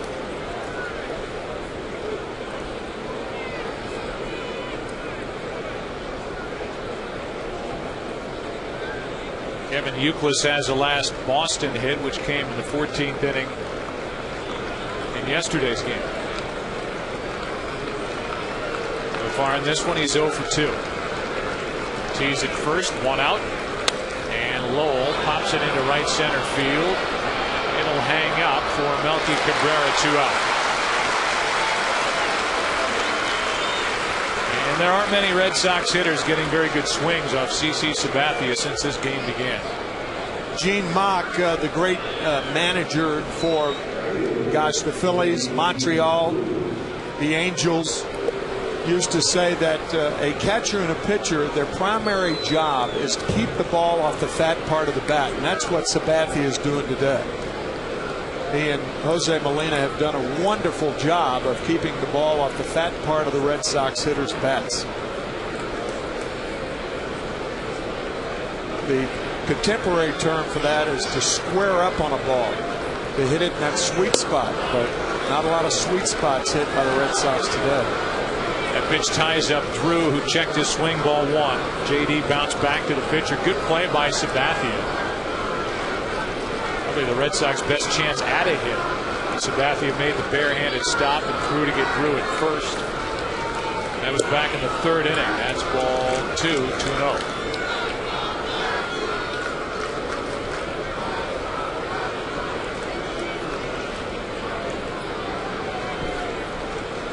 Dave Magadan, hitting coach for Terry Francona. 2-0 pitch. 1. Drew's been bothered by a bad groin. To 12 home runs this season. Average is under 250 at 246. Made a terrific catch here last night on a ball that was roped by Eric Hinsky.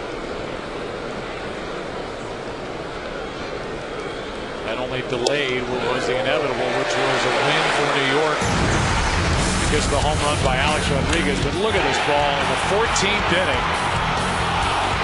Drew said he surprised himself that he came up with that rocket off the bat of Hinsky. 2 balls, 2 strikes, 1 on, 2 out.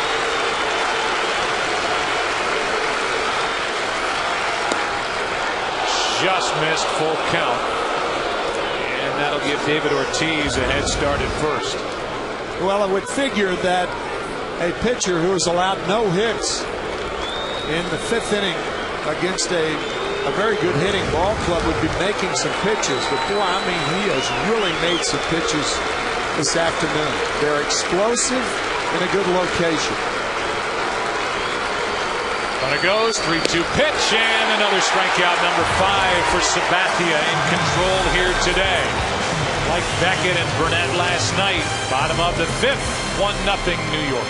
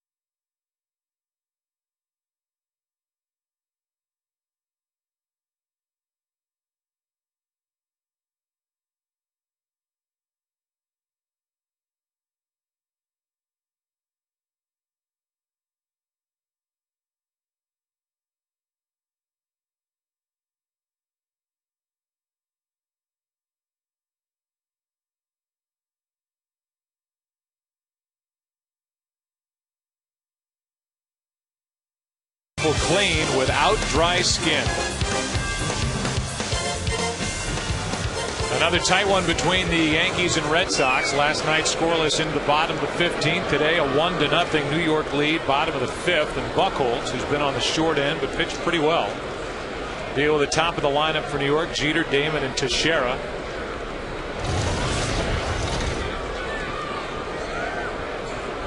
And strike 1. We'll keep referencing 2006. The Boston Red Sox, who were playing the Yankees down a game and a half in the standings, a 5-game set, lost all 5.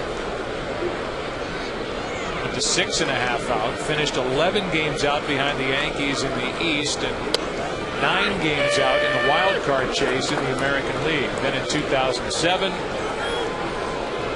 organization bounced back and won it all, won the World Series. Last year got to game 7 of the ALCS and lost to the Tampa Bay Rays.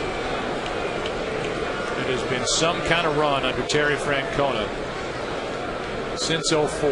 Here comes an 0-2 pitch. Jeter fights it off.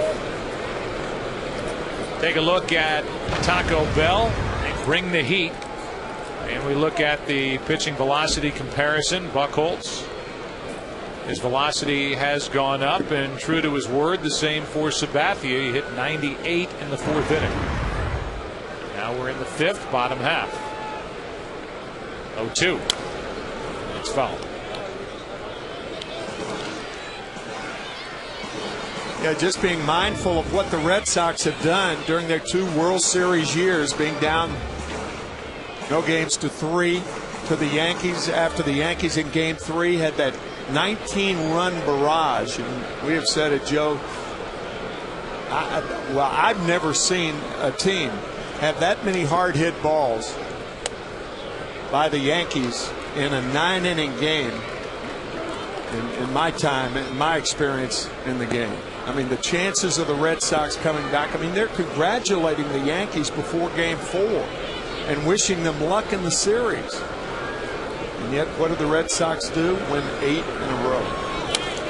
Peter fooled on the pitch, fouls it back and out of play. Talk about against all odds.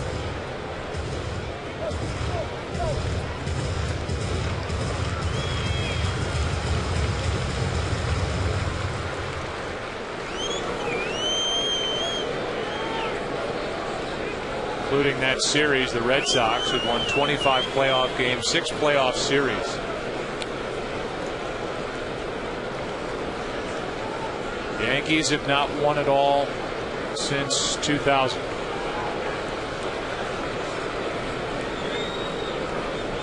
One-two pitch is a good delivery down and in, and strikeout number 3 for Clay Buchholz. And we give you our DirecTV game break. Follow your favorite MLB team no matter where you live with DirecTV. Top of the 5th, 1 on, nobody out. Angels up 1-0 until Hank Blaylock unloads. Home run number 23, deep right off Jared Weaver to score Hamilton 2-1. Rangers led it. Now it's 2-2 as they play in the bottom of the 6th as the top 2 teams in the AL West hook up in Southern California. There's a strike to Johnny Damon. Terry Francona, John Farrell, the pitching coach. Red Sox and their fans have to be pleased and impressed with what they're seeing from Clay Buchholz so far. 3 strikeouts, 3 walks, 1 run on 4 hits.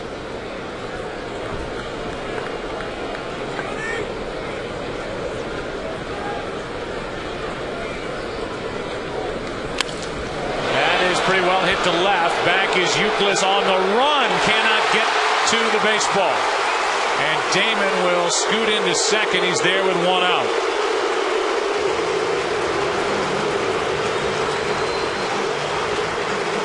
And a mock Uke chant from the fans here at Yankee Stadium. He came close but could not make the catch. Well, the first ball he dropped, you could say that there was a glare, but he didn't go after this ball well. I think this is going to be the last time this year that Kevin Youkilis starts in left field. Only 2 games, but he has not looked well out there at all. And Terry Francona telling you in the 4th inning that if he makes a mistake, it's his fault. Now you can tell he is just totally uncomfortable out there. Here's Teixeira, runner at second, 1 out. Yankees lead by 1. And Buchholz, the changeup for a strike. Both those balls that Youkilis has struggled with out and left, hit by Johnny Damon. The error back in the 1st inning, and this one that goes for a double. But could have been caught. Was not caught by Youkilis in left. 0-1 pitch. Teixeira takes the ball. Talked about how easy Sabathia makes it look throwing in the upper 90s. Buchholz is a maximum effort guy. He's not all that big. 6'3", 190. He puts just about everything he's got into a delivery. He can hit the mid-90s with his fastball and a changeup around 80.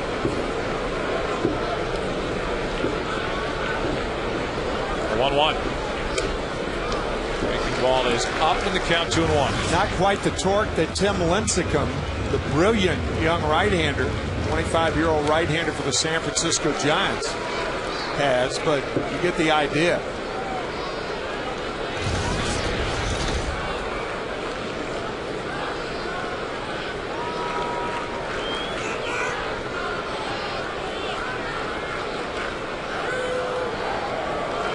Buchholz with a long look and the 2-1s in the dirt. 3-1 with Rodriguez on deck.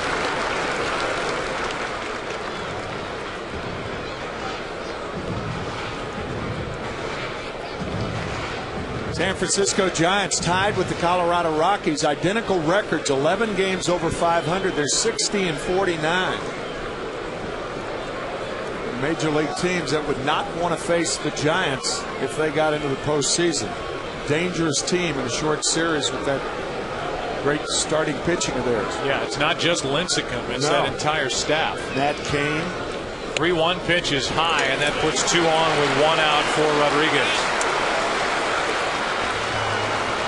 4 walks now from Buchholz. And here is A-Rod, who's 0 for 2 with a couple of groundouts to short.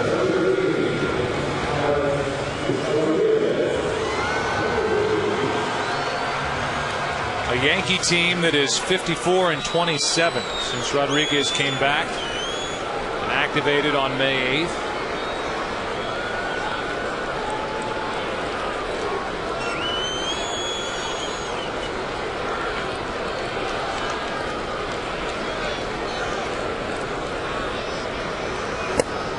Strike 1. The obvious reason that his presence has meant so much is what he does with the bat and the difference he makes protecting Teixeira in front of him in this lineup. One of the statistical facts is that the team ERA for the Yankees since that point has been much better. So they've done it with pitching as much as they have hitting the baseball. As a group hitting .277 for the season coming in. 0-1 pitch. It's foul, strike 2. Now breaking that down further, since Rodriguez has come back to the lineup, that 54-27 record, what that means is winning 2 out of 3, 2 out of every 3 games over 3 months. 3 consecutive months winning 2 out of every 3 games. That's pretty spectacular.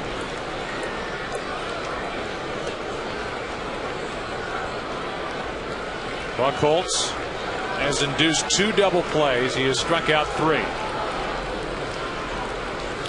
And a check swing. Buchholz has only 1 play, lobs it over to first, and it's second and third with 2 out.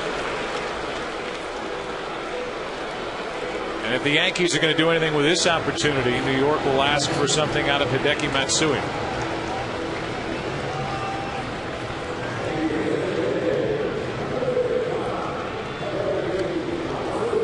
Matsui came in over his last 16 games against Boston, hitting .352, but little production, only 3 RBIs over those 16 games, and he's 0 for 2 this afternoon. I think with 2 out, first base open, you have 2 left-handers coming up. I think you choose the guy you want to get out. There's no pitch around situation right here. I think Cano's a better hitter right now than Matsui, and you go after Matsui. If you're wrong, them's the breaks. Second and third, 2 out. And a foul out of play off to the left.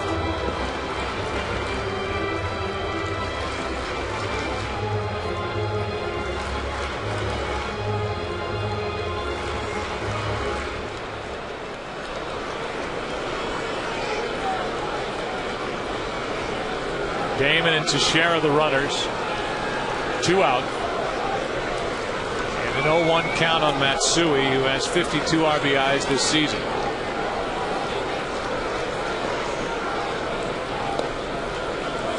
Ball 1.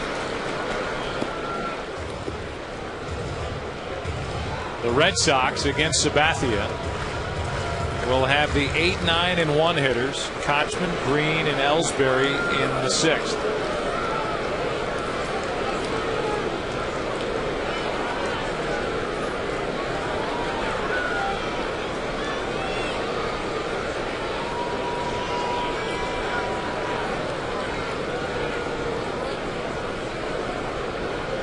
Here's a 1-1.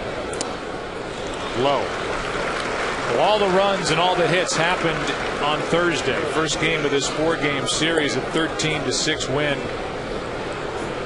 for the New York Yankees. Jabba Chamberlain started, got through 5, but really helped by his offense. Since Friday night and here this afternoon, 3 runs, 18 hits. The Red Sox are 4 for their last 61 swinging the bat. Counts 2-1 on Matsui. And the line drive is foul.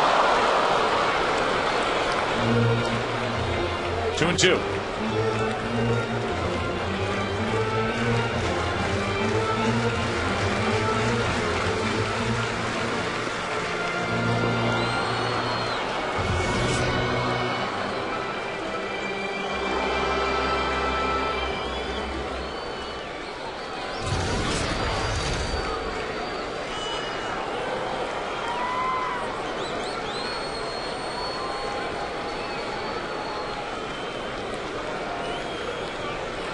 Looks like a changeup to Matsui. And it was a comebacker. Buchholz underhands. Clay Buchholz has pitched 5, allowed 1 run on 5 hits. But Sabathia has been even better. 6th inning at Yankee Stadium, 1-0 New York.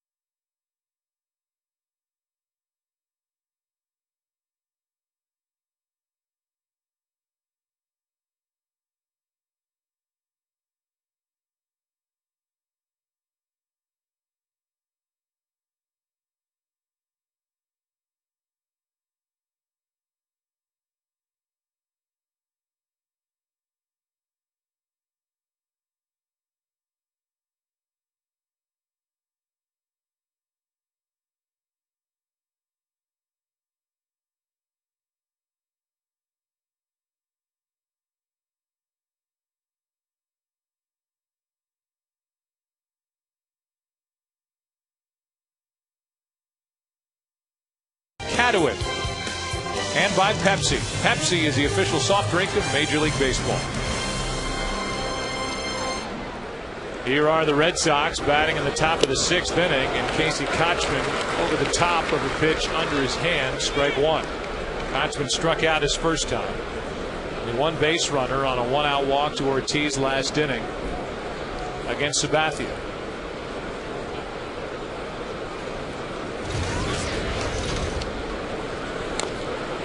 Strike 2. Everybody talked about the $423.5 million paid to 3 players over the offseason. Sabathia on that list. Look at these starting pitchers and their pitching lines. Whether you talk about Sabathia or A.J. Burnett, who pitched last night, certainly Teixeira, who has the only RBI of the day, they are all front and center in this series and have all settled into a nice groove here in the Bronx. First year for Sabathia, first year for Burnett, first year for Teixeira, first year for the ballpark. And what makes these last 2 games so unusual, the new stadium is the only park in the majors which has averaged more than 3 home runs a game. Strike 3 is called as Kochman looked like he almost tried to dip his elbow in there. A breaking ball is called strike 3, and that is 6 strikeouts for Sabathia. Watch the right shoulder, and then you could see the right elbow, and that's what Joe was talking about. It almost looked like he wanted to be hit intentionally. That ought to give you an indication as to how well Sabathia is throwing. A no-hitter here in the 6th. 1 out, nobody on, and the number 9 batter is Nick Green. Ball 1 up and away. Green bounced out to second his first time. It's almost like the Yankee fans here, and it's certainly a lot of Red Sox fans, are stunned at the types of ball games that have been played in the last 24 hours. Last night's 15-inning affair and today. Here is a shot into left off the end of the bat right at Damon. 2 out.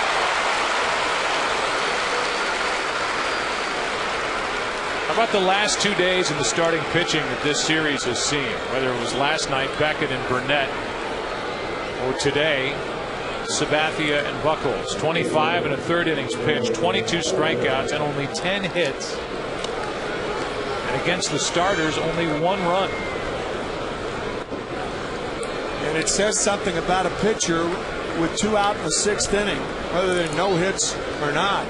And you can't think of a ball that's been hit hard.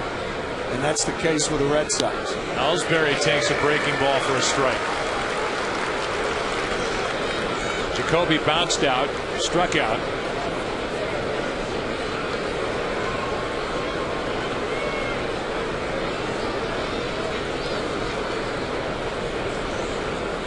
And a ball into center field. The no-hitter is gone, and the Red Sox have the tying run on with 2 out here in the 6th. The crowd appreciates the effort.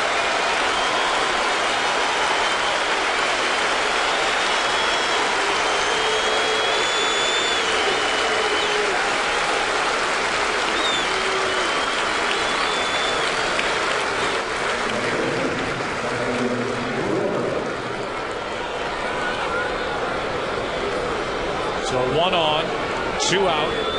Pedroia, who is 0 for 2, stands in. Sabathia does not have a good move to first base. 50 stolen bases for Jacoby Ellsbury. This is a time to run. Jose Molina will be ready to throw. He's the Yankee catcher. Quick delivery by Sabathia. Pedroia is now in the hole 0-2. Quick delivery and a quasi slide step. Slide step, for you folks who may not know, means that the right foot of the left-hander is not picked up all the way as it normally would be when he's in his windup. He slides it along the ground, about 3-4 inches above the ground, like that. And a foul tip hung on to by Molina. The inning is over. A strikeout, number 7 for Sabathia, who gives up his first hit. And Francona will argue as much as he can with Jim Joyce. We go into the bottom of the 6th inning. Yankees will bat as they lead it 1-0 in Yankee Stadium.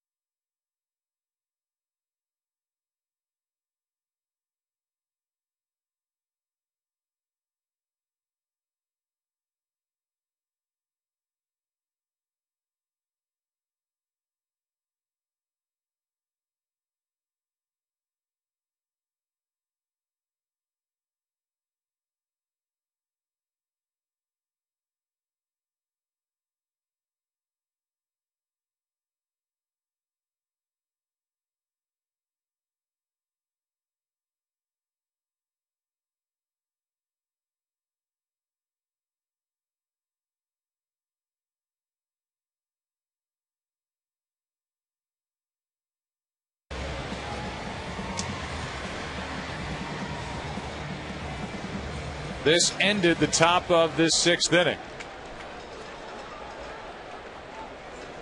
It looked like it ticked the bat of Pedroia and sounded like it hit the bat of Pedroia. A mild argument as we went to break. Here's another look at it. Listen.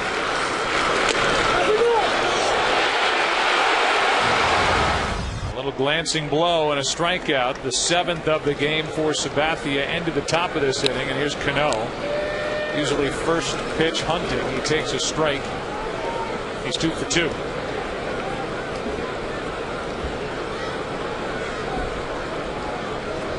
Cano, then Swisher, then Cabrera. Nice job done by Clay Buchholz here this afternoon. That's strike 2 on Robinson Cano.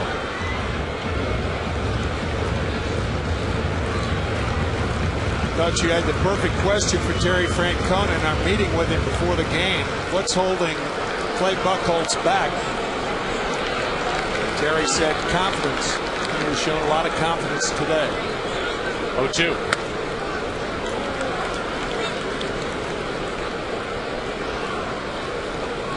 You can see why a lot of teams are interested in Clay Buchholz. The Red Sox were to ever put him in a deal, and why the Red Sox are reluctant. Making part of the package to get somebody from another major league team, as that one is fouled out of play. And Cano is part of a lineup that can get relentless. Yankees started the day without Posada in there. Certainly changes the look. This is a group that can come at you pretty much 1 through 8. At times 1 through 9, it becomes, as they say, a circular lineup. Keeps turning over, and there's a shot into left center field. That ball will be cut off by Ellsbury. It's a leadoff double for Cano, who's 3 for 3.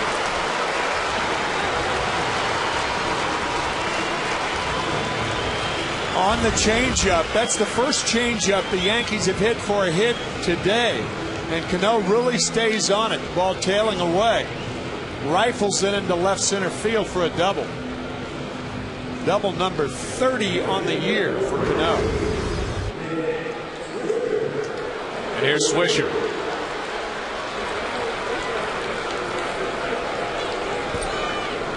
Yankees have 6 hits, Cano half of them. Swisher is 0 for 1 with a walk.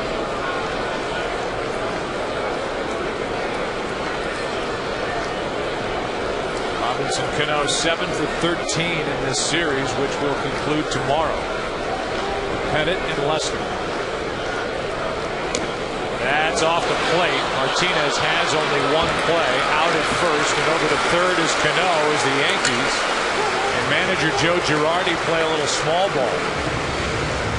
Bunting with Swisher with his 18 home runs, and he does his job getting Cano over to third. That is a good bunt by Nick Swisher. Victor Martinez out to talk to Buchholz now. Cabrera is a contact hitter. Certainly a guy who can hit a fly ball deep enough to score the run. You're wondering whether the Red Sox would pitch around Cabrera. And I think John Farrell's coming out right now to help a guy who was just obtained by the trade route 10 days ago, Victor Martinez. That eliminates all doubt.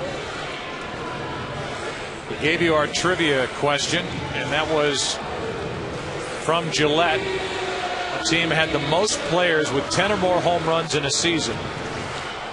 The answer is the 2004 Detroit Tigers, who had 11 players with 10 or more home runs.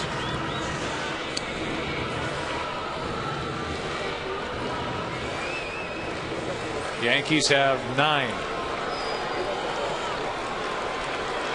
And here's one of them. Cabrera has been very good in the late innings. We're in the 6th. And the Red Sox will put Melky Cabrera on and take their chances with Jose Molina. Yeah, this is not clear cut, but I think it's the right move for the Red Sox to make right here.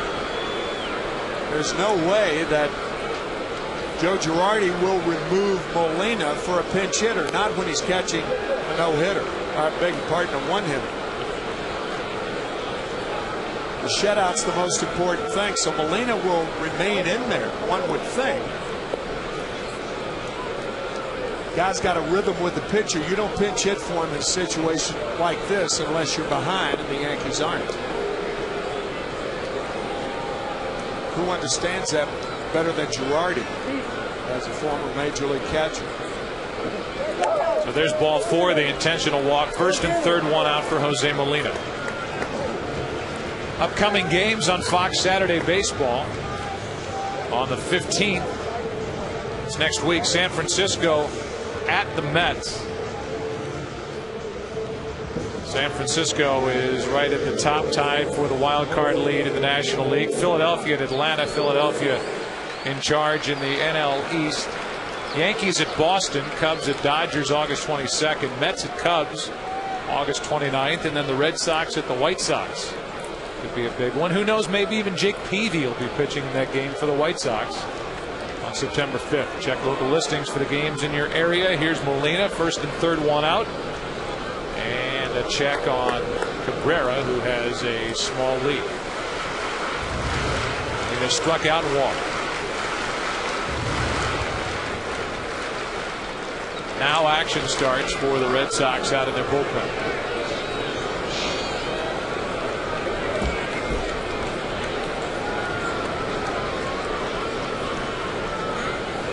Cano led off the inning with a double. He's at third. Ball one upstairs to Molina. 100 pitches is Clay Buchholz. That was number 101.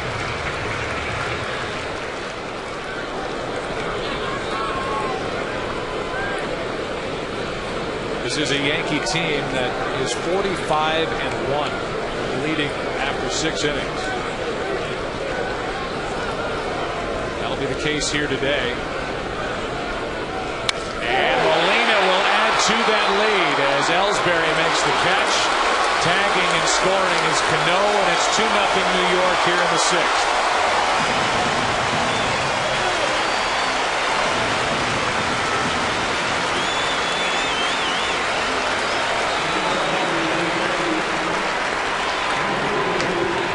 So the bunt pays off after the leadoff double for Joe Girardi, and the sacrifice fly from Jose Molina, his 8th RBI of the season.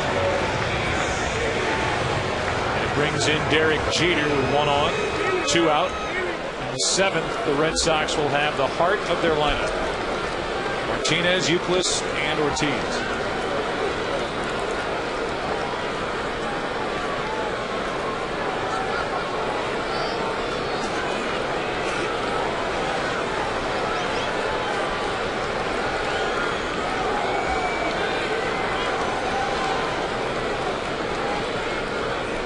Melky Cabrera, the runner at first, is a threat to go as the pitch is down and in, ball 1.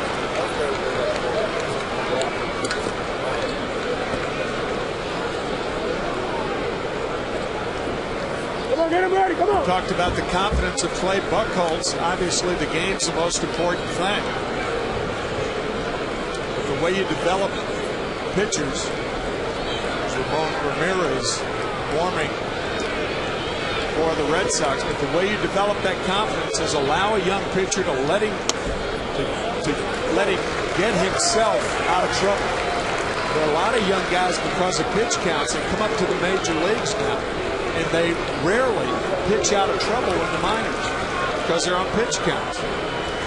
If the pitch count, as an example, is 95 to 100 pitches, bases loaded, a guy really doesn't have the experience to do what Buchholz is trying to do right now. Pitch out of a jam.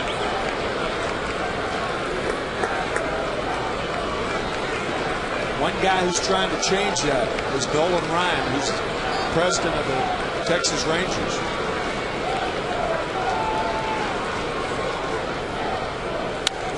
Fly ball into right. J.D. Drew coming on and makes a nice catch. Got a good jump, and the inning is over. Another run for New York. They double their lead 2-0 after 6 at Yankee Stadium. Back after this from your local Fox station.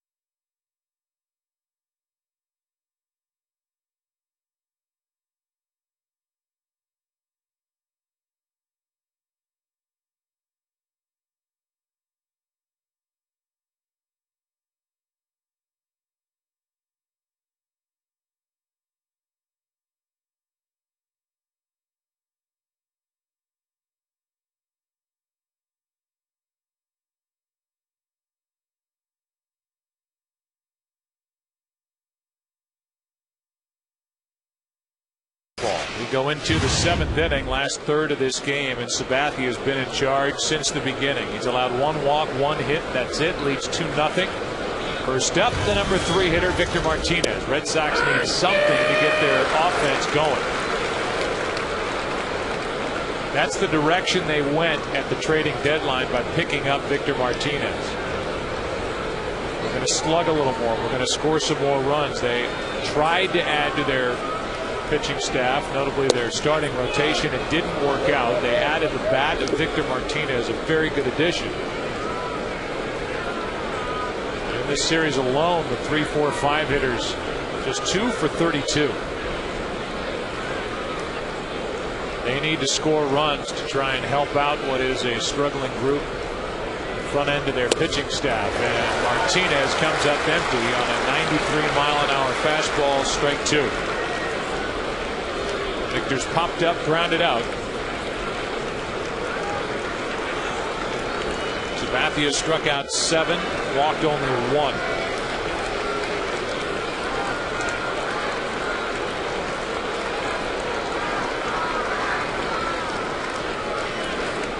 That is low. 2-2. Prior to the 2-out hit by Ellsbury, a clean single into center, first hit of the game last inning. The Red Sox were 4 for their last 63. And yesterday hit 1 ball to the left side of the infield. In 15 innings, hit 1 ball to the left side of the infield, 1 ground ball to Jeter. That was it.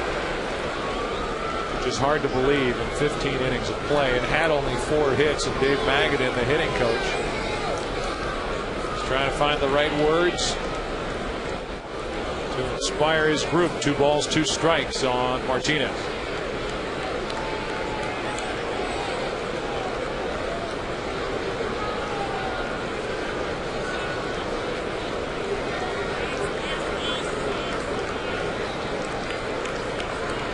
Leading it off in the 7th. That's low. 3-2.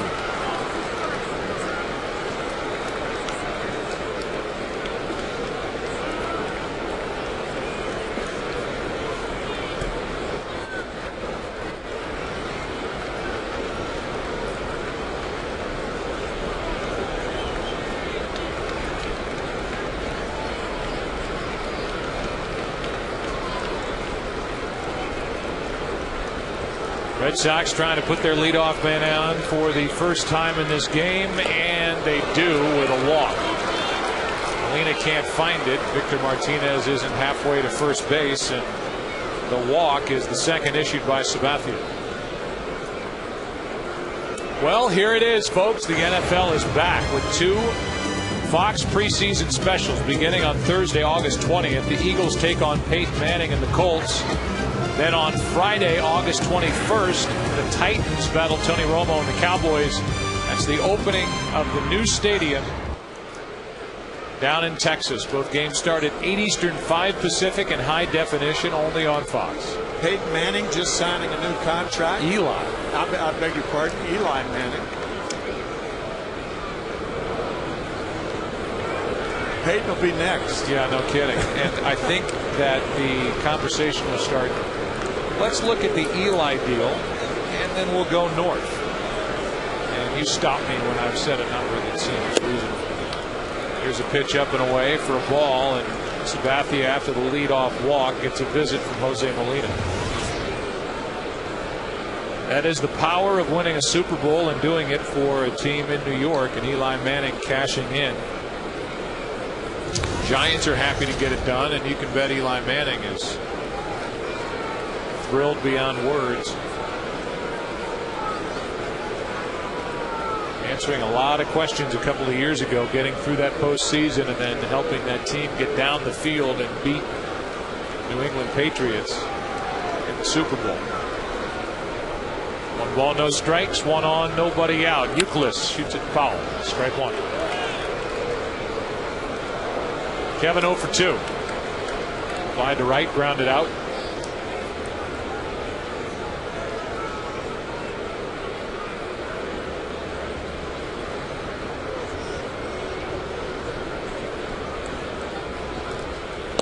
And a pitch missing, 2-1.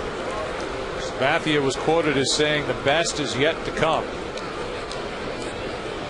Left-hander started this day 11-7, an ERA just under 4, and he feels like he's starting to get things put together.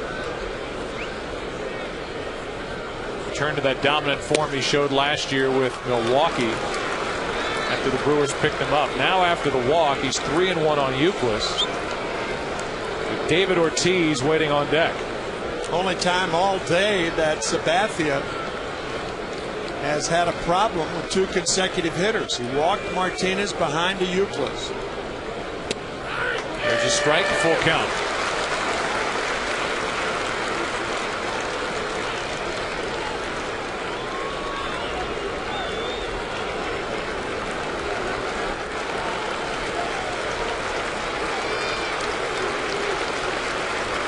Kevin Euclid lines one into left center field. That's a base hit.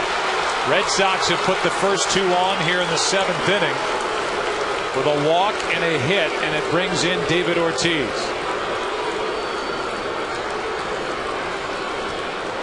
Ortiz has been one of the best clutch hitters in the game since he first put on a Boston Red Sox uniform. But this year it hasn't happened. From the 7th inning on this season, he's hitting only .154. However, he did take CC Sabathia deep on June 11th. July was a much better month for Ortiz. That home run in June. And that's when things started to turn around. Up until June 2nd for Ortiz, he was hitting .186 with 1 homer and 18 RBIs. .255 since with 14 home runs, 43 RBIs. Still a big threat at the plate as he takes ball 1.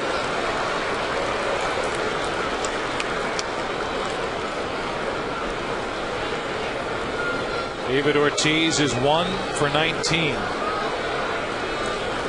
The runners in scoring position.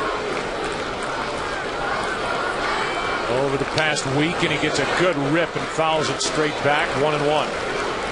David Ortiz, the last designated hitter in the American League to hit a home run this year. His first home run coming on May 20th. Good swing there, but behind him. He's in a stretch where he's struggling. 1 for his last 23.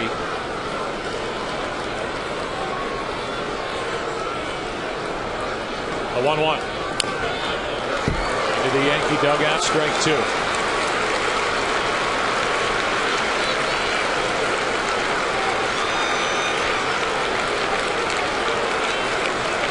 Ortiz in his career 7 out of 22 against Sabathia.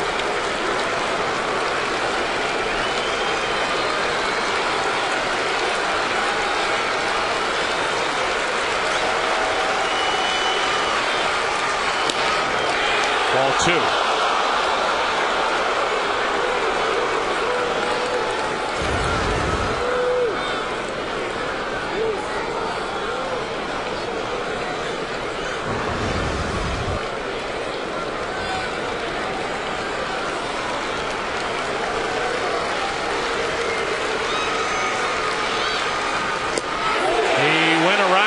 Strikes out, and Ortiz argues with Jim Joyce.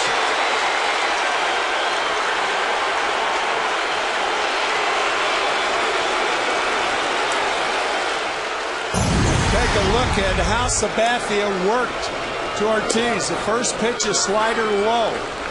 Ortiz fouls one back. He's behind it. In front of this one, 1-2 pitch misses, and the slider from Sabathia. I think Ortiz had a good argument there. I thought that ball was low. Question was, did he go around? I thought he held up. I thought he held up. But he's now 1 for his last 20 with runners in scoring position, and Mike Lowell takes a strike from Sabathia. Very important 8th strikeout for the Yankee left-hander. 2 on, 1 out.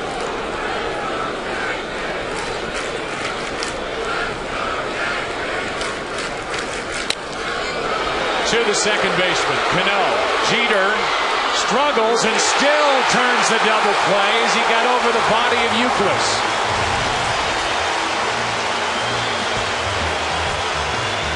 "4-6-3" with a hiccup in the middle of it. And that double play sends us to the seventh inning stretch. Sabathia in charge, leading 2-0.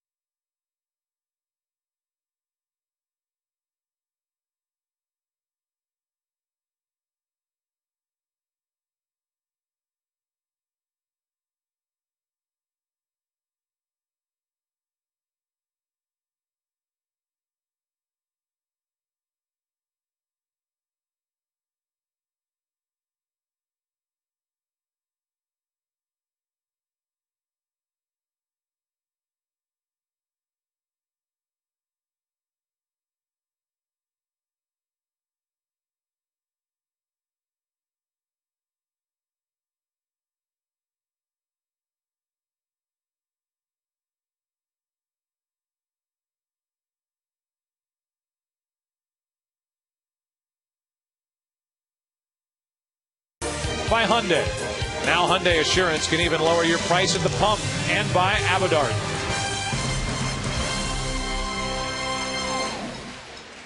Give you now the Mercedes-Benz E-Class Attention Assist of the game. And it was Cano, Jeter, a hop, still reset, and got Lowell on the double play to end the top of this seventh.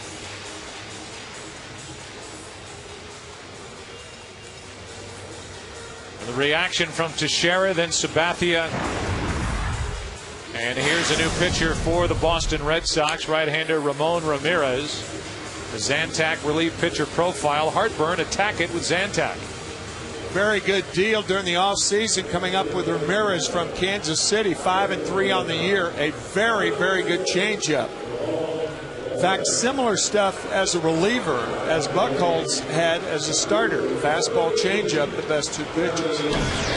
Part of the order they'll have to deal with here in the seventh inning. And there's Youkilis, who comes away a little banged up from that slide at second base when he tried to take out Jeter. Fastball, good zip anyway, and it's high for ball one. Here's the slide. Spikes high, and Youkilis missed him. Normally, guys who are right-handed throwers, I know this sounds strange, but guys who are right-handed throwers, they slide on their left side. I think Youkilis is suffering from sliding on the wrong side, and that's his right side.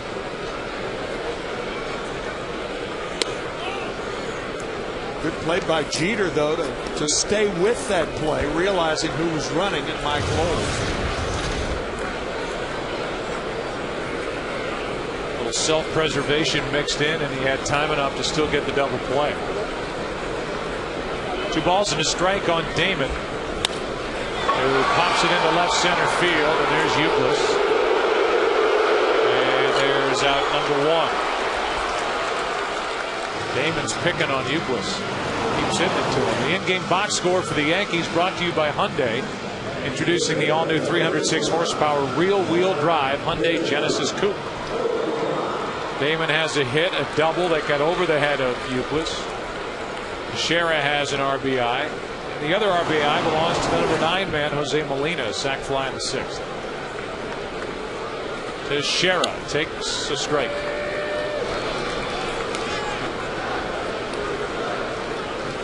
Teixeira struck out. RBI single, a walk.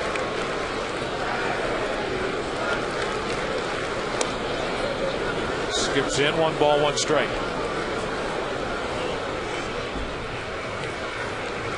Talk about confidence. That was on display early when, despite the big contract that Teixeira inked, come to the Yankees, he didn't panic. After that slow start, hitting 182 for the 3rd of May. So 1 month into the season, he had only 3 homers and 10 RBIs, and then clicked it in with the return of Rodriguez to the lineup. And this one was too close for a lot of Yankee fans liking. 2-1.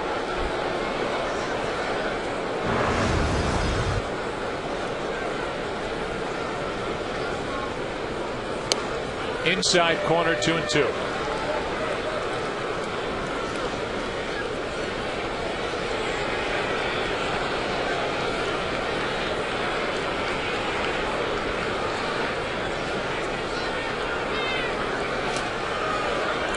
Full count. Home runs per game here at the new Yankee Stadium have dropped as the months have flown by. Which is odd. It really is. They thought it would go up. 3-2 pitch is up and away, a 1-out walk. After the first month, teams combined to average 4 home runs per game in this stadium in April. It's gone down to the point where in July it was 2.5 home runs per game. So far there have been 7 hit in 2+ games in August. Rodriguez has 1 of them. Broke a 72 at bat homerless drought to win the game here last night.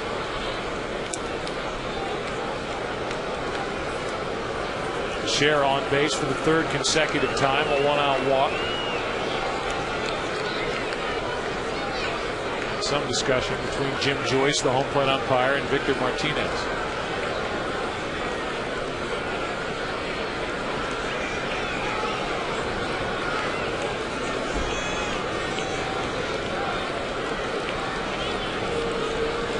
Ramirez hits Rodriguez, and he's thrown out of the game. And Terry Francona comes charging out of the dugout. He's hoping Ramirez can take pressure off the rest of this bullpen. Something was going on there prior to the pitch as Joyce was talking to Victor Martinez, and then whether it's related or not, the first pitch is up and in, hits Alex Rodriguez. These two had a little give and take on Thursday night. Seems an odd time, if it was indeed the case, for somebody to intentionally hit a batter. And Jim Joyce had a quick trigger. I thought so. I mean, why? We got a 2-run ball game. Why would Ramirez want to hit Alex Rodriguez? I think that's what Terry Francona is arguing right now, and who can argue with that logic? I mean, this is a team trying to stop the bleeding. But to me, Thursday night has nothing to do with it. I mean, you got a 2-run game here. That's the way I'd look at it. Here's Thursday night, and Terry Francona saying why. He just lost Ramirez. That's Melanson who drew high to Pedroia. Next pitch gets him. Then Pedroia and Posada walk down the line. Here's the pitch to Teixeira that just is an up and in pitch. I mean, yeah, that's part of the game. Too much into that. Right. But it was up and in, and then on the first pitch to Alex Rodriguez, That one rides up and in, hits Rodriguez, it looked like, on that padding on his left elbow, and immediately Jim Joyce throws Ramon Ramirez out of the game. If you retaliate against a team, you don't pick a 2-0 team when you're fighting for a pennant to retaliate. The way I look at it. I agree with you. I mean, yeah. Boston needs to win this ball game. Absolutely. They're in danger of falling 5.5 games out. They come in having lost their last 4. Their bullpen is already worn out. You just bring Ramon Ramirez into the game. If they were intentionally trying to hit somebody, they wouldn't burn Ramirez in this situation. You wouldn't think. And Jim Joyce immediately threw Ramirez out of the game. And there's really no argument on the part of Terry Francona. He just lost one of his pitchers out of the bullpen, and we'll have to see who they bring out of the bullpen. The Red Sox, as we told you earlier, called up Enrique Gonzalez in case Clay Buchholz needed help early, just because of the state of affairs in their bullpen. They may go that direction right now. I think the dominant question, and you picked up on it, Joe, was why? Saw Terry Francona asking that question of Jim Joyce several times, and I think that that's a question that has to be answered now. Why in the world would he run him after that? So the new pitcher, Gonzalez, will have as long as he needs to get loose. We'll take a break. 2 on with 1 out when we come back, and Hideki Matsui coming up.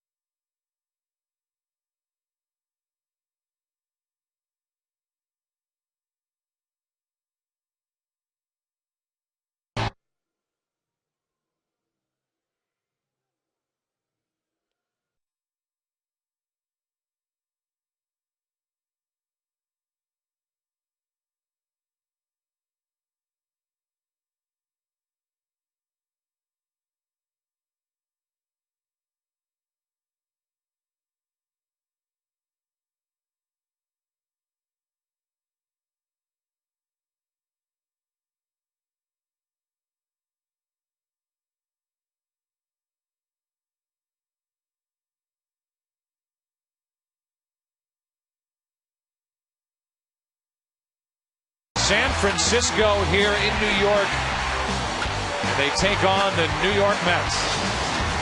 Giants, Mets next Saturday only on Fox. Also the Phillies and Braves, Indians and Twins. Check your local listings. The game in your area. Here's the wild card race, tied at the top. The Giants and the Rockies at 60 and 49. What a turnaround it's been for Colorado, Tim, and I would say pretty much out of nowhere for San Francisco. Nobody expected that, but when you look at what they've done as a pitching staff, and I know Lincecum gets headlines and for good reason, and you and I think Lincecum and Kane, the top young combination in any rotation across baseball, certainly in the National League, but really top to bottom. They have a sound pitching staff, and it seems to fit well in that ballpark. Yeah. That team fits that park. They added Freddie Sanchez at the trading deadline. They've added pieces, Garco to play first base from the Indians, but they're doing it with their arms out in San Francisco. So much more than the Colorado Rockies. I mean, everybody thought after the first 5 or 6 weeks of the season that perhaps the Rockies season was over. They fired their manager. Jim Tracy took over, and he's worked miracles with that team. Really has. Alex Rodriguez was hit by a pitch. That was the end of the day immediately for Ramon Ramirez, and that means Enrique Gonzalez, who was just added to the roster prior to the game today, will take over. Now, he's been a starter this season at AAA Pawtucket.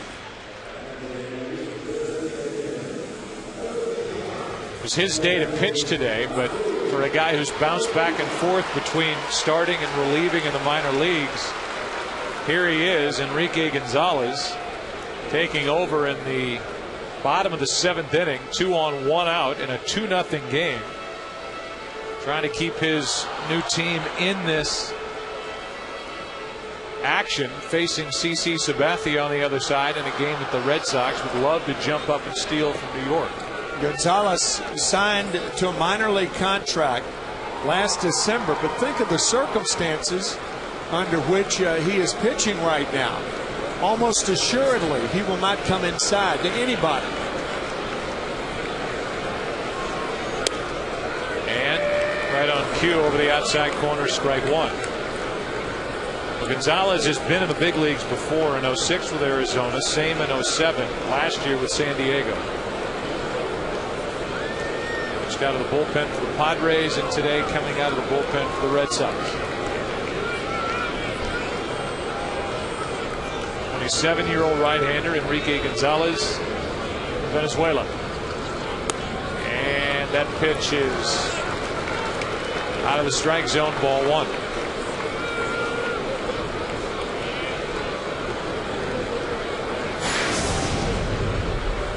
An all Venezuelan battery between Victor Martinez and Enrique Gonzalez. A walk, a hit batsman in the inning. Matsui waits for a 1-1. Two and 1. We've talked about this before. Anytime a guy's been a starter, he's sitting there in the bullpen, not thinking he's coming in the game, and then the whole world is waiting for him to get ready. A lot of times guys say, okay, I'm ready, and they're not. Yeah, I get your drift, and you're exactly right. Again, particularly the circumstances, he's coming in the game. Matsui fouls it back and out of play, 2-2.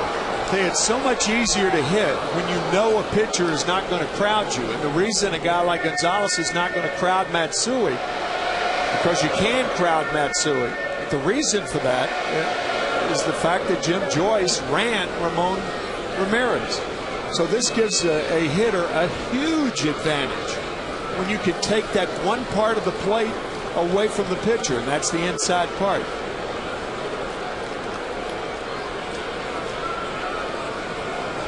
Set up inside, and Matsui just floats it into left field. That's a base hit.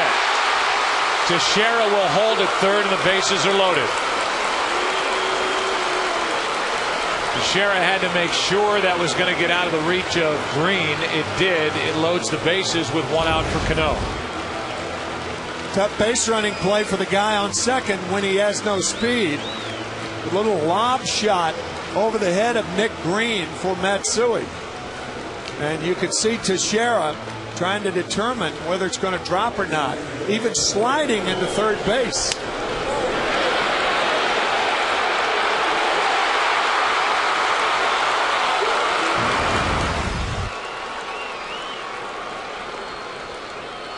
Robinson Cano with the most first pitch hits across baseball in 2009. He has one in this game. He's one grand slam in his career. He goes after the first pitch from Gonzalez. Strike one. Good fastball over the inside part.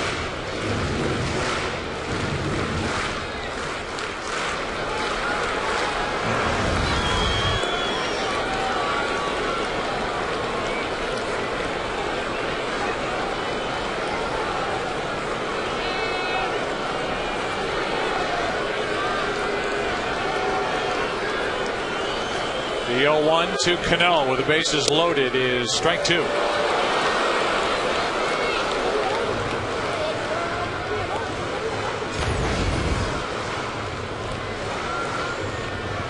Two good fastballs from Gonzalez. One on the inside corner, this one on the outside corner.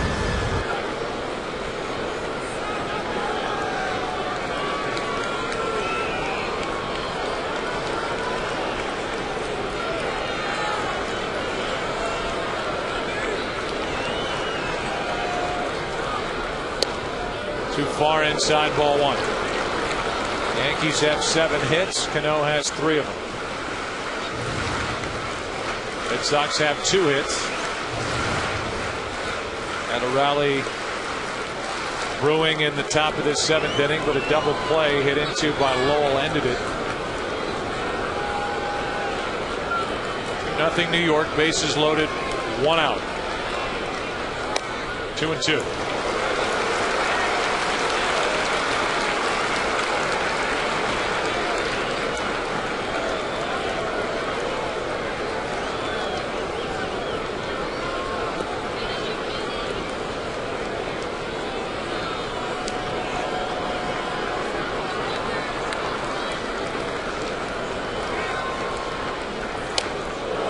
From 0-2 to 3-2.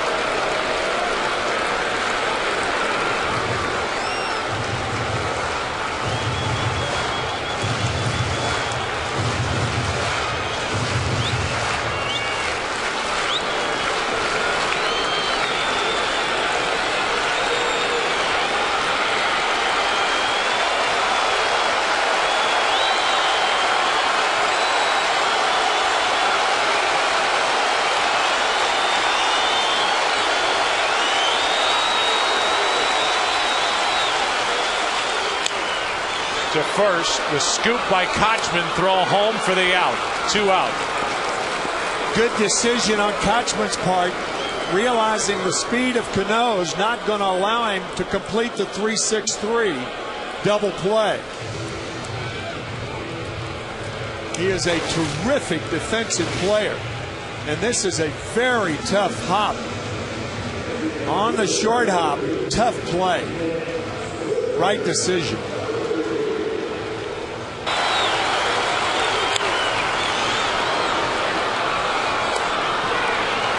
Kochman keeps it a 2-run game and now leaves it in the lap of Nick Swisher.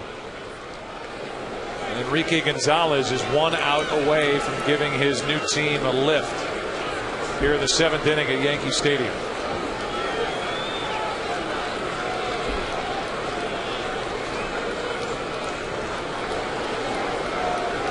Swisher in this game has reached 1 time on a walk. Hitless, and he takes the ball.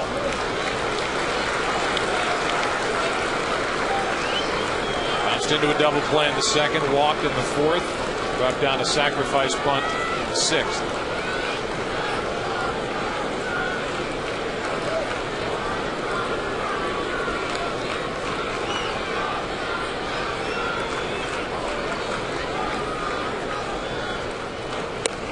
Two and 0. Talk about a great hitting situation right here with the bases loaded, no place to put Nick Swisher. And realizing that Gonzalez has to throw a fastball. Swisher's thinking about putting this game out of reach.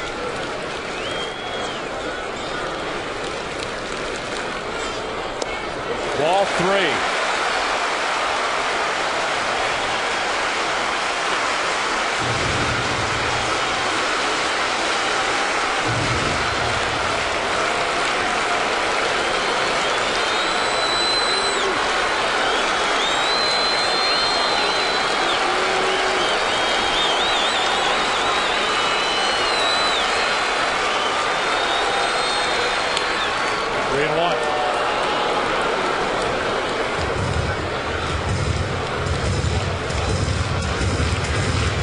Swisher with only 3 home runs of his 18 this season here at the new Yankee Stadium. The Yankees with only 1 grand slam hit this year.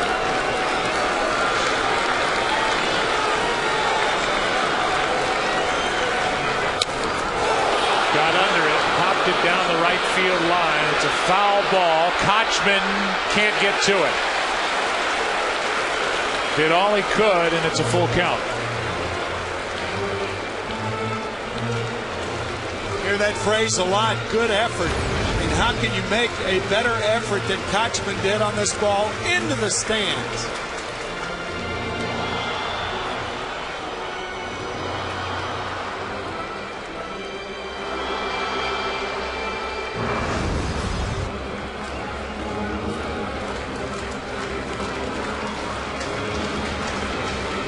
That was a home run swing by Nick Swisher.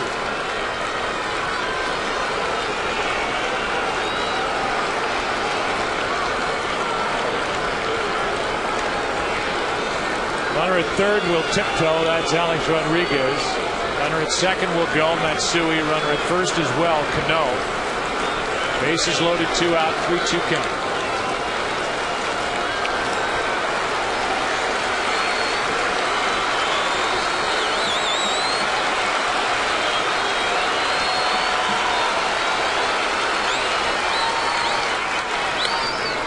Left side, foul ball, out of play.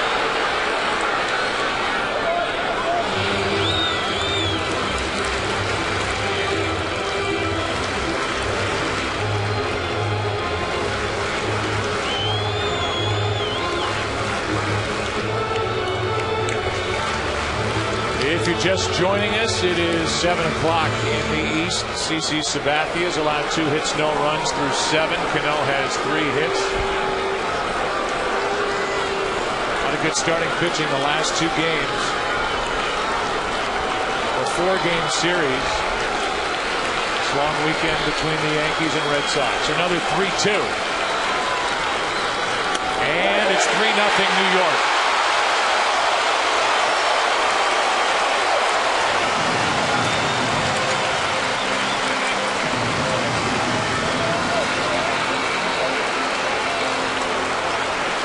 Rodriguez, who was hit by the pitch by Ramon Ramirez, comes home to score on a bases-loaded walk to Swisher.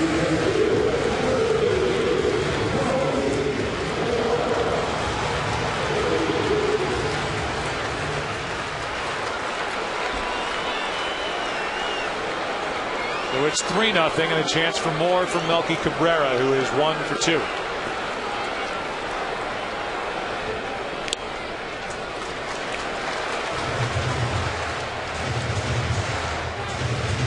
Cabrera has a grand slam this season, 5 for 15, and he has come up with a lot of big hits late in games for New York this season. Sharing a lot of the playing time with Brett Gardner, who's out with a broken thumb. And right now Cabrera's got a stranglehold on that center field job.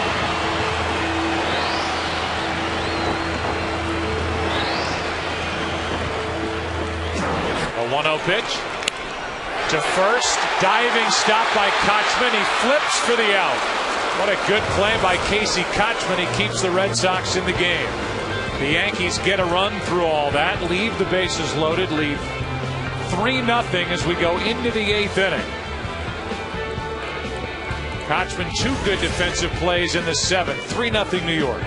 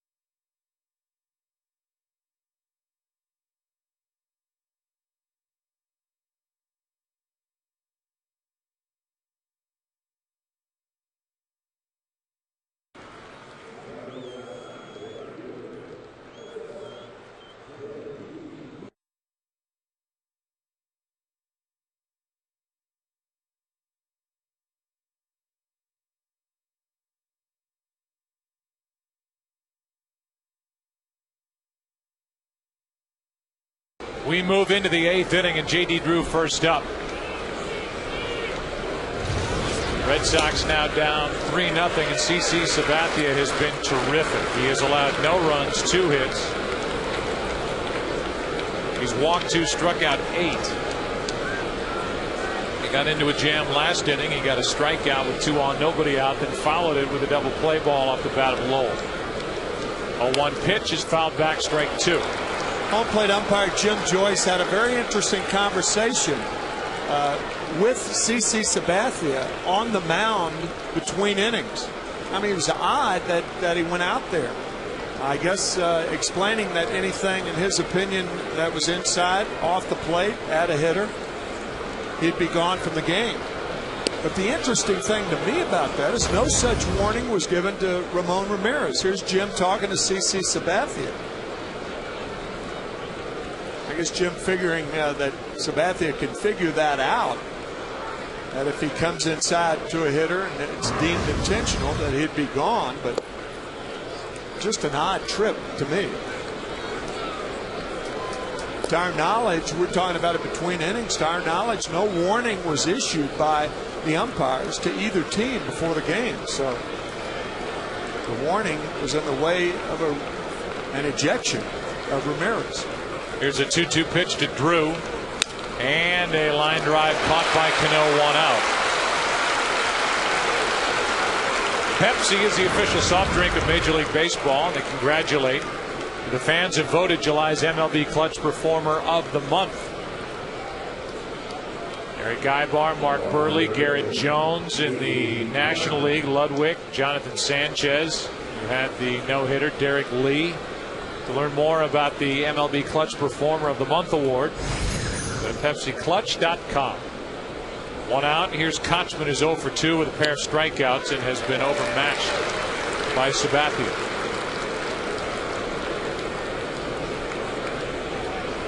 Kochman struck out twice. Nick Green on deck, bottom part of the order, and Sabathia is giving the Yankees exactly what they needed today after that long game here last night. Strike 2.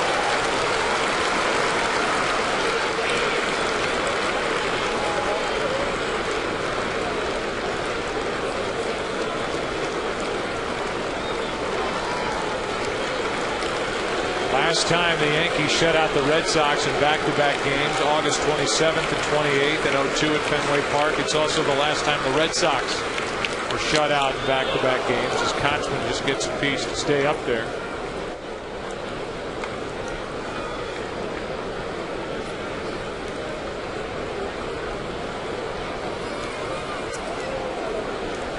Red Sox trying to avoid a loss here today in their second 5-game losing streak since the All-Star break, and trying to avoid falling 5.5 out.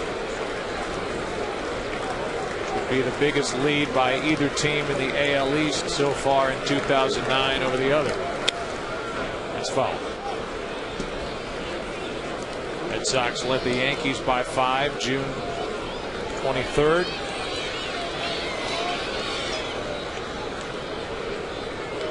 Yankees are the hot team now. 1 out, nobody on. 0-2 count on Kochman.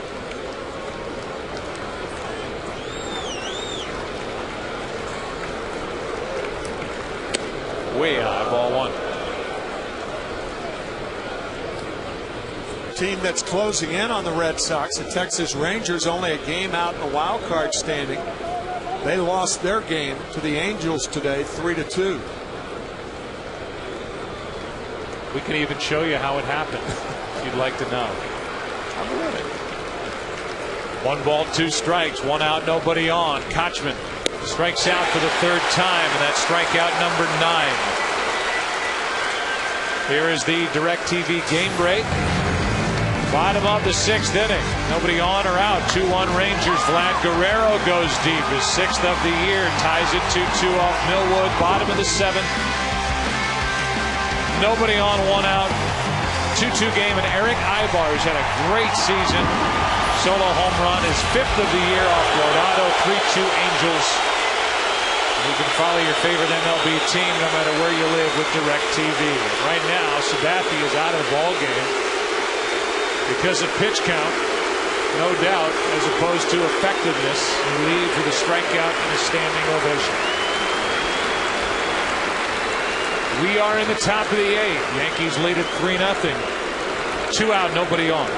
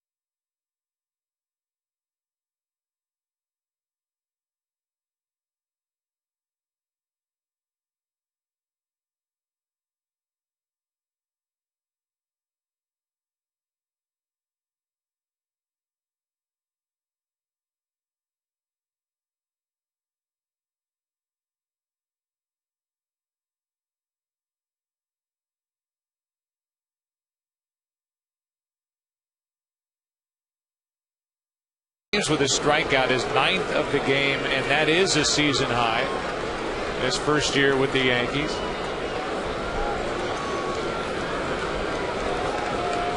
And here is Philip Hughes taking over, and what a difference maker, Tim, he's been in the bullpen for the Yankees. As a starter 2 years ago, 13 starts, he was 5-3, but really unsuccessful. Winless last year in the starting role. And this year, to me, he's been the key guy in the bullpen. Just overpowering as the count goes to 0-2.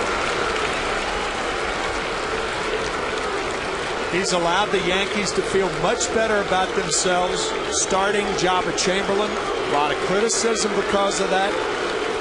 Phil Hughes has been a huge difference for the Yankees this year.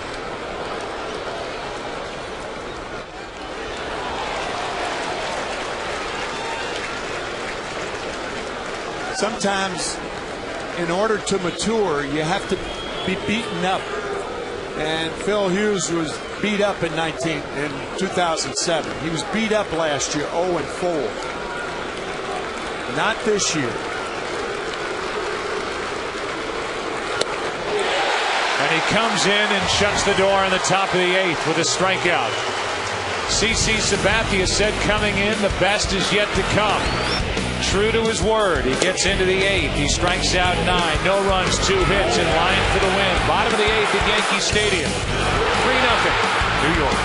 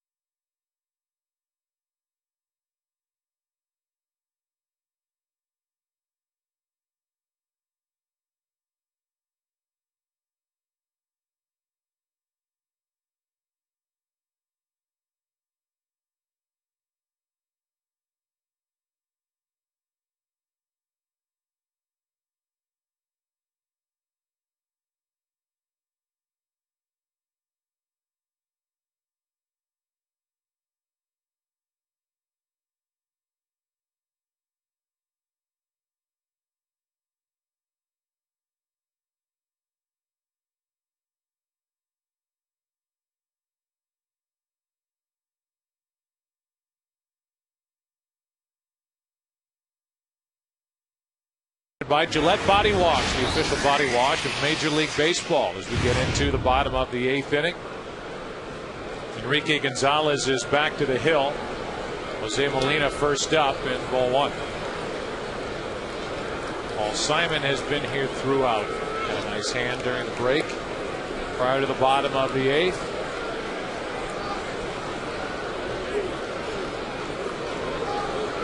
He's 7-0 for the Yankees, 0-2-1 for Boston, and Molina, who has an RBI in this game, hits one off the wall and left. Euclid plays it well and holds Molina to a leadoff single.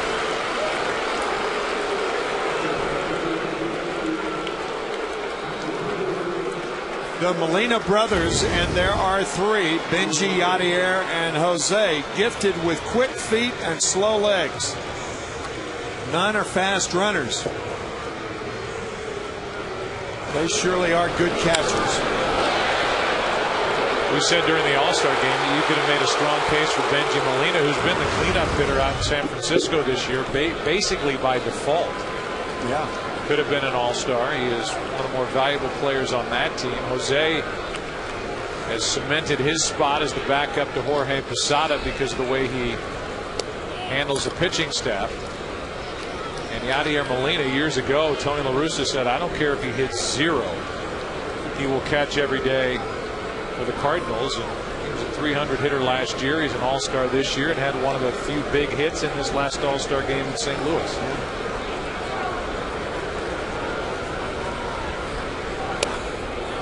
There's a pitch down and away. And Jeter is up on the count 2-0. Jeter is 0 for 4. This afternoon's game. Came in hitting .335 since the 11th of June.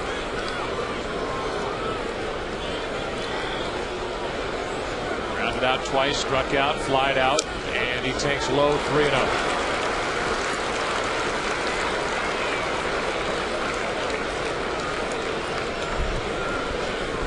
Yankee bullpen right now is a little in between. They'd like to get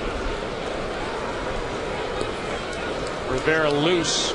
If the Yankees add to their lead, it won't be a save chance. You may see Hughes go back out there, and Derek Jeter with a puzzled look back at Jim Joyce to hear strike 1 instead of ball 4. The one thing that Joe Girardi does not want to do is get Mariano Rivera up without putting him in the game. He rarely will get up to just loosen up. So I take that as a sign that Mariano will be in the game in the top of the 9th inning. Could be wrong, but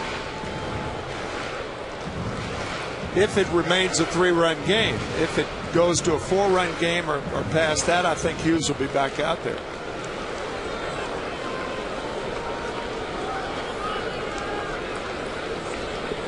Three balls, 2 strikes, 1 on, nobody out.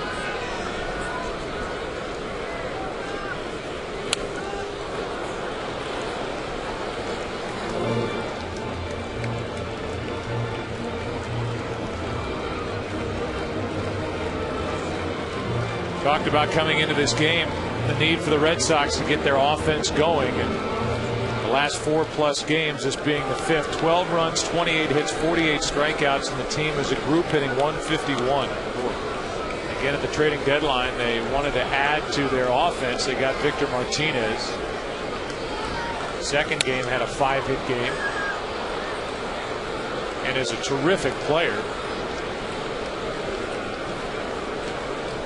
Seems like in the rotation now, this is a Boston team that's going to need a little help after designating Smoltz for assignment. Wakefield is hurt. Daisuke Matsuzaka, maybe early September. He's had arm fatigue. 3-2 pitch is flied into right, into the corner. That ball is a fair ball. Now they're saying home run. A delayed call and a home run, number 12. For Derek Jeter.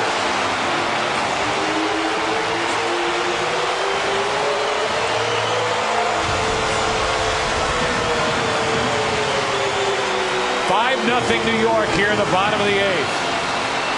Just got over the top of the wall in right. And after initially putting the his hand up to say it was a fair ball. The first base umpire, Bill Miller, said home run. And it's 5-0 New York. Yep. Looked like it hit the foul screen and popped back just above the yellow line. Nope, right below the yellow line. I think you're right. I think it's short hopped that screen on the foul pole. And came back on.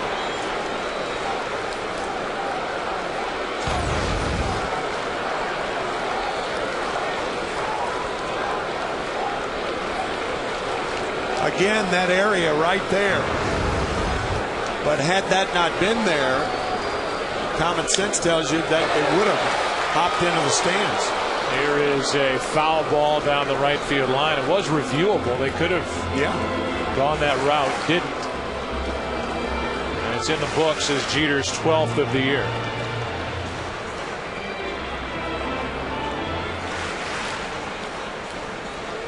If it hits that yellow bar, part of the foul pole, that's a home run.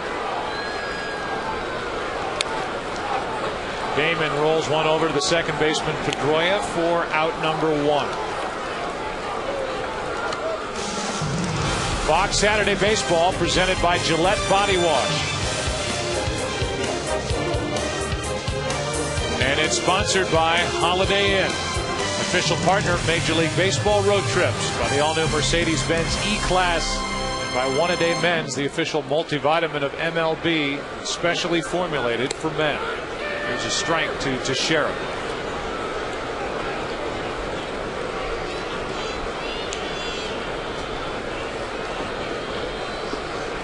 Gonzalez ready with another, and Teixeira grounds one to the right side. Kochman has time, flips for the out, 2 away.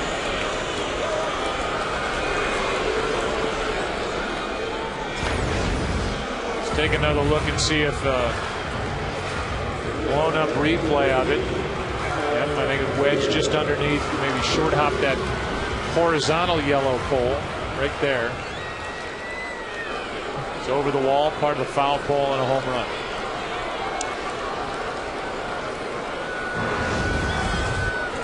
Two out, nobody on. Here is Rodriguez. Alex hit by a pitch, scored a run, and he takes a strike.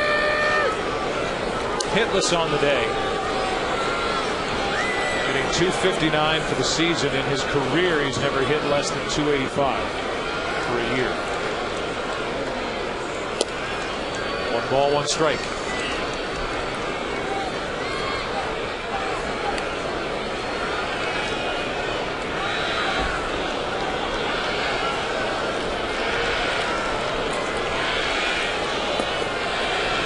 On 1-1, 2 out, nobody on, strike 2. Funny when you think back over the last 8 days or 9 days, the Red Sox are confronting something similar to what the Yankees confronted last weekend in Chicago.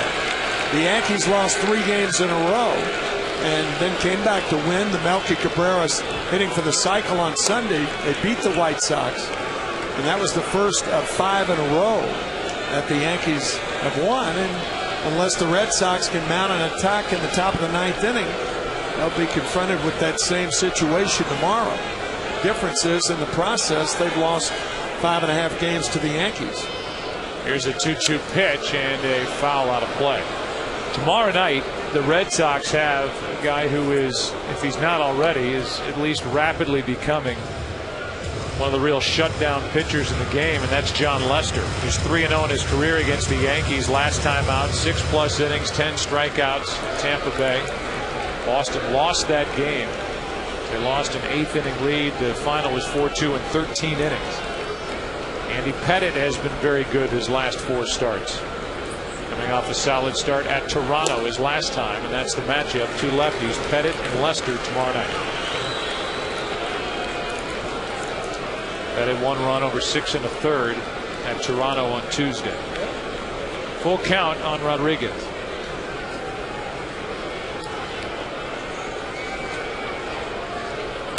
And Rodriguez Rodriguez flies one into center. Ellsbury is there. The inning is over. A 2-run shot by Jeter in the 8th. His first hit of the day opens it up a bit into the 9th. 5-0 New York.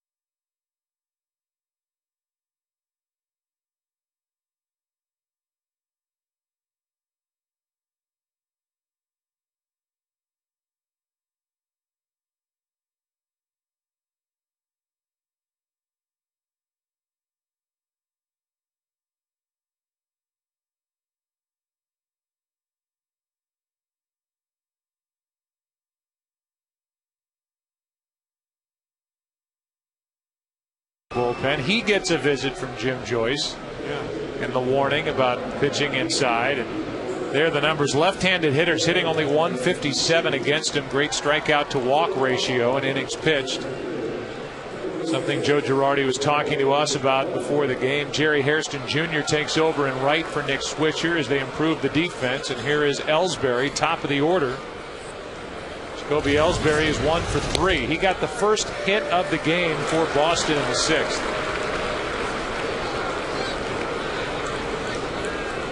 Came with 2 out. Sabathia followed that up with a strikeout. CC Sabathia is in line for his 12th win of the year. Here's strike 2.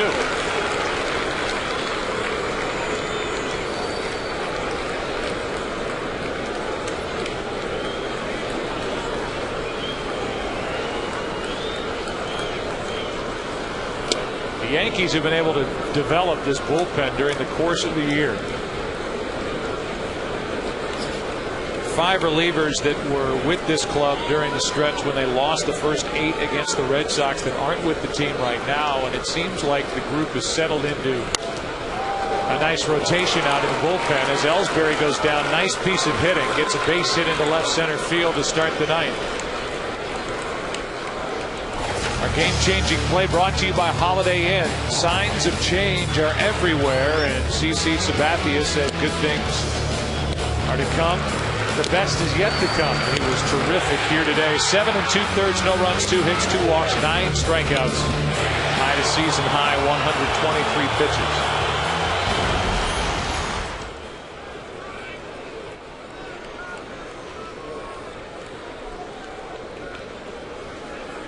So a leadoff hit, and the Red Sox have to hope that leads to something big. And it would have to be big. Down 5-0 in the 9th inning with Pedroia up. He's 0 for 3.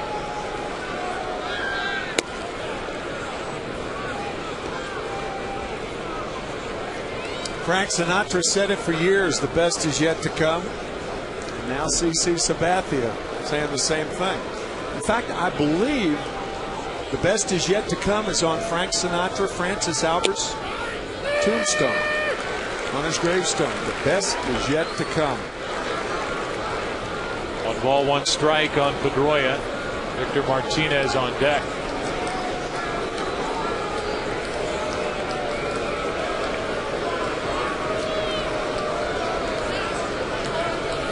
And a good fastball by the bat of Pedroia for strike 2. Now there's more action for the Yankees out in their bullpen with Robertson on the mound as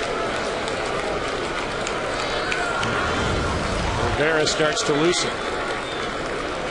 Take a look at David Robertson, and you don't even think Phil Hughes has left the game. They are so similar in their stuff. Fly ball into center field, hit right at Melky Cabrera, 1 on, 1 out.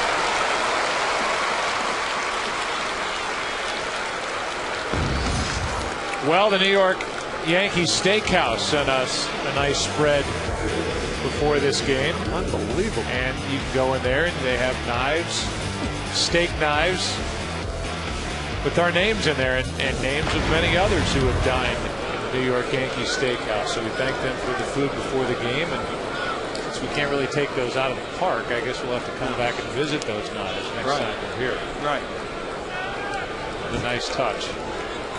As Victor Martinez steps in, the runner at first, 1 out. And a breaking ball misses, ball 1. Martinez is hitless with a walk.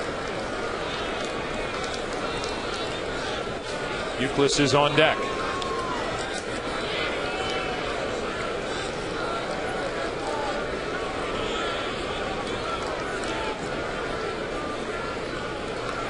Victor on 1-0, pops it up left side, might stay playable.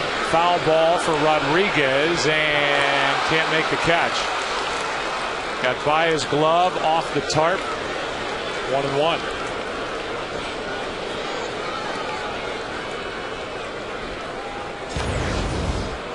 It's like it got by his glove, and then he just caught it with his bare hand. Oh, it popped back up to him, and he ended up with it. But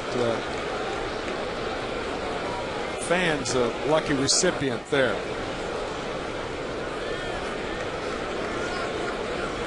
Notice the fans were not reaching over. If he had a play, then they would not have interfered. There's a 1-1 to Victor Martinez. Down and in, 2-1. The good velocity from David Robertson.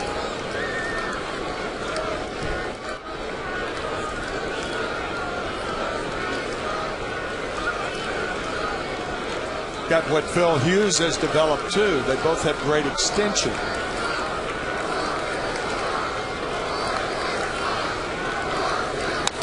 Hard hit under the glove or off the glove of Cano and into right, and it's 2 on with 1 out. Euclid will be the hitter, and we'll see how much longer Joe Girardi wants to go with Robertson.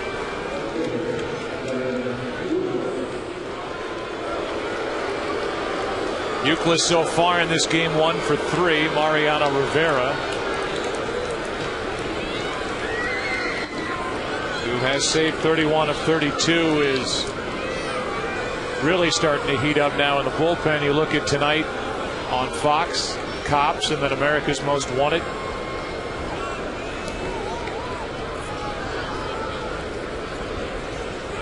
And Euclid will try and make this a little more interesting here in the top of the 9th inning. Mike Harkey, the bullpen coach, and he has already taken his cap off, and that means that Mariano Rivera is ready to go. There's a strike. Joe Girardi saying 1 more hitter.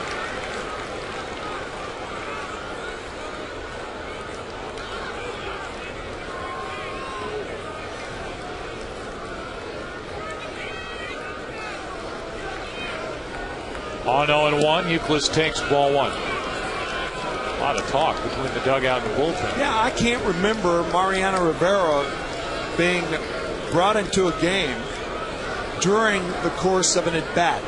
Usually, it's before the inning starts. Occasionally, and particularly recently, it's been with 2 outs to get a 4-out save. Certainly he'll be gone if Euclid gets a hit. I think Joe Girardi very reluctant to bring him in during the course of an at-bat.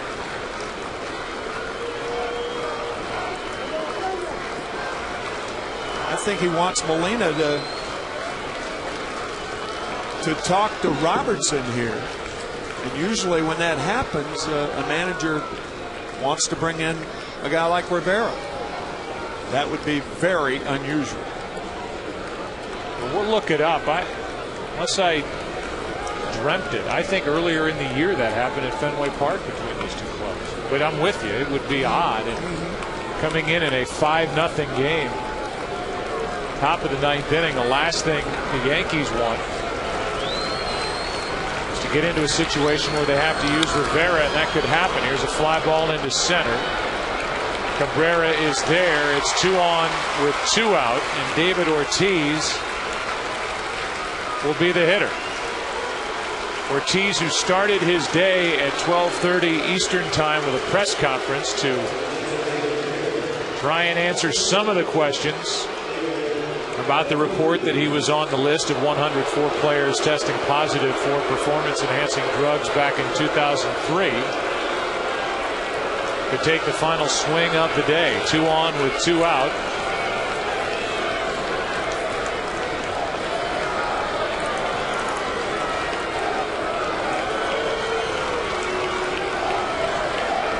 Robertson trying to close it down. And fools Ortiz, strike 1.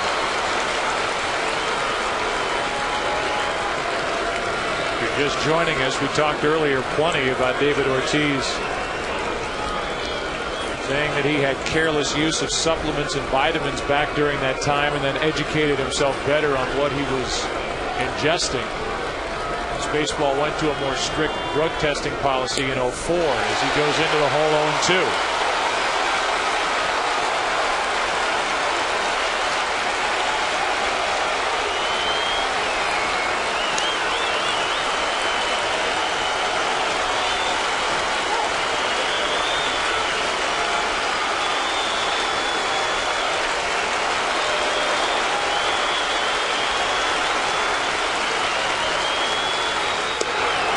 Good low, ball 1.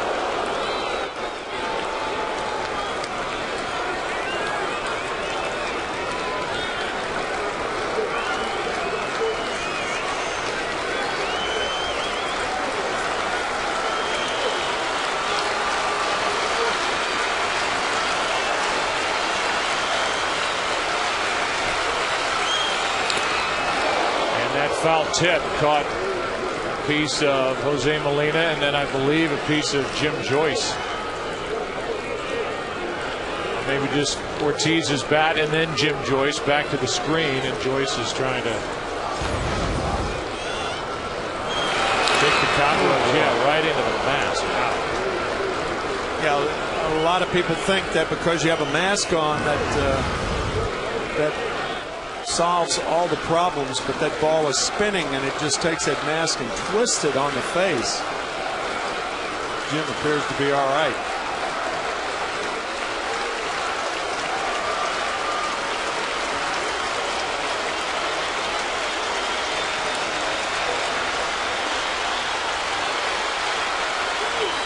Strike 3, game over.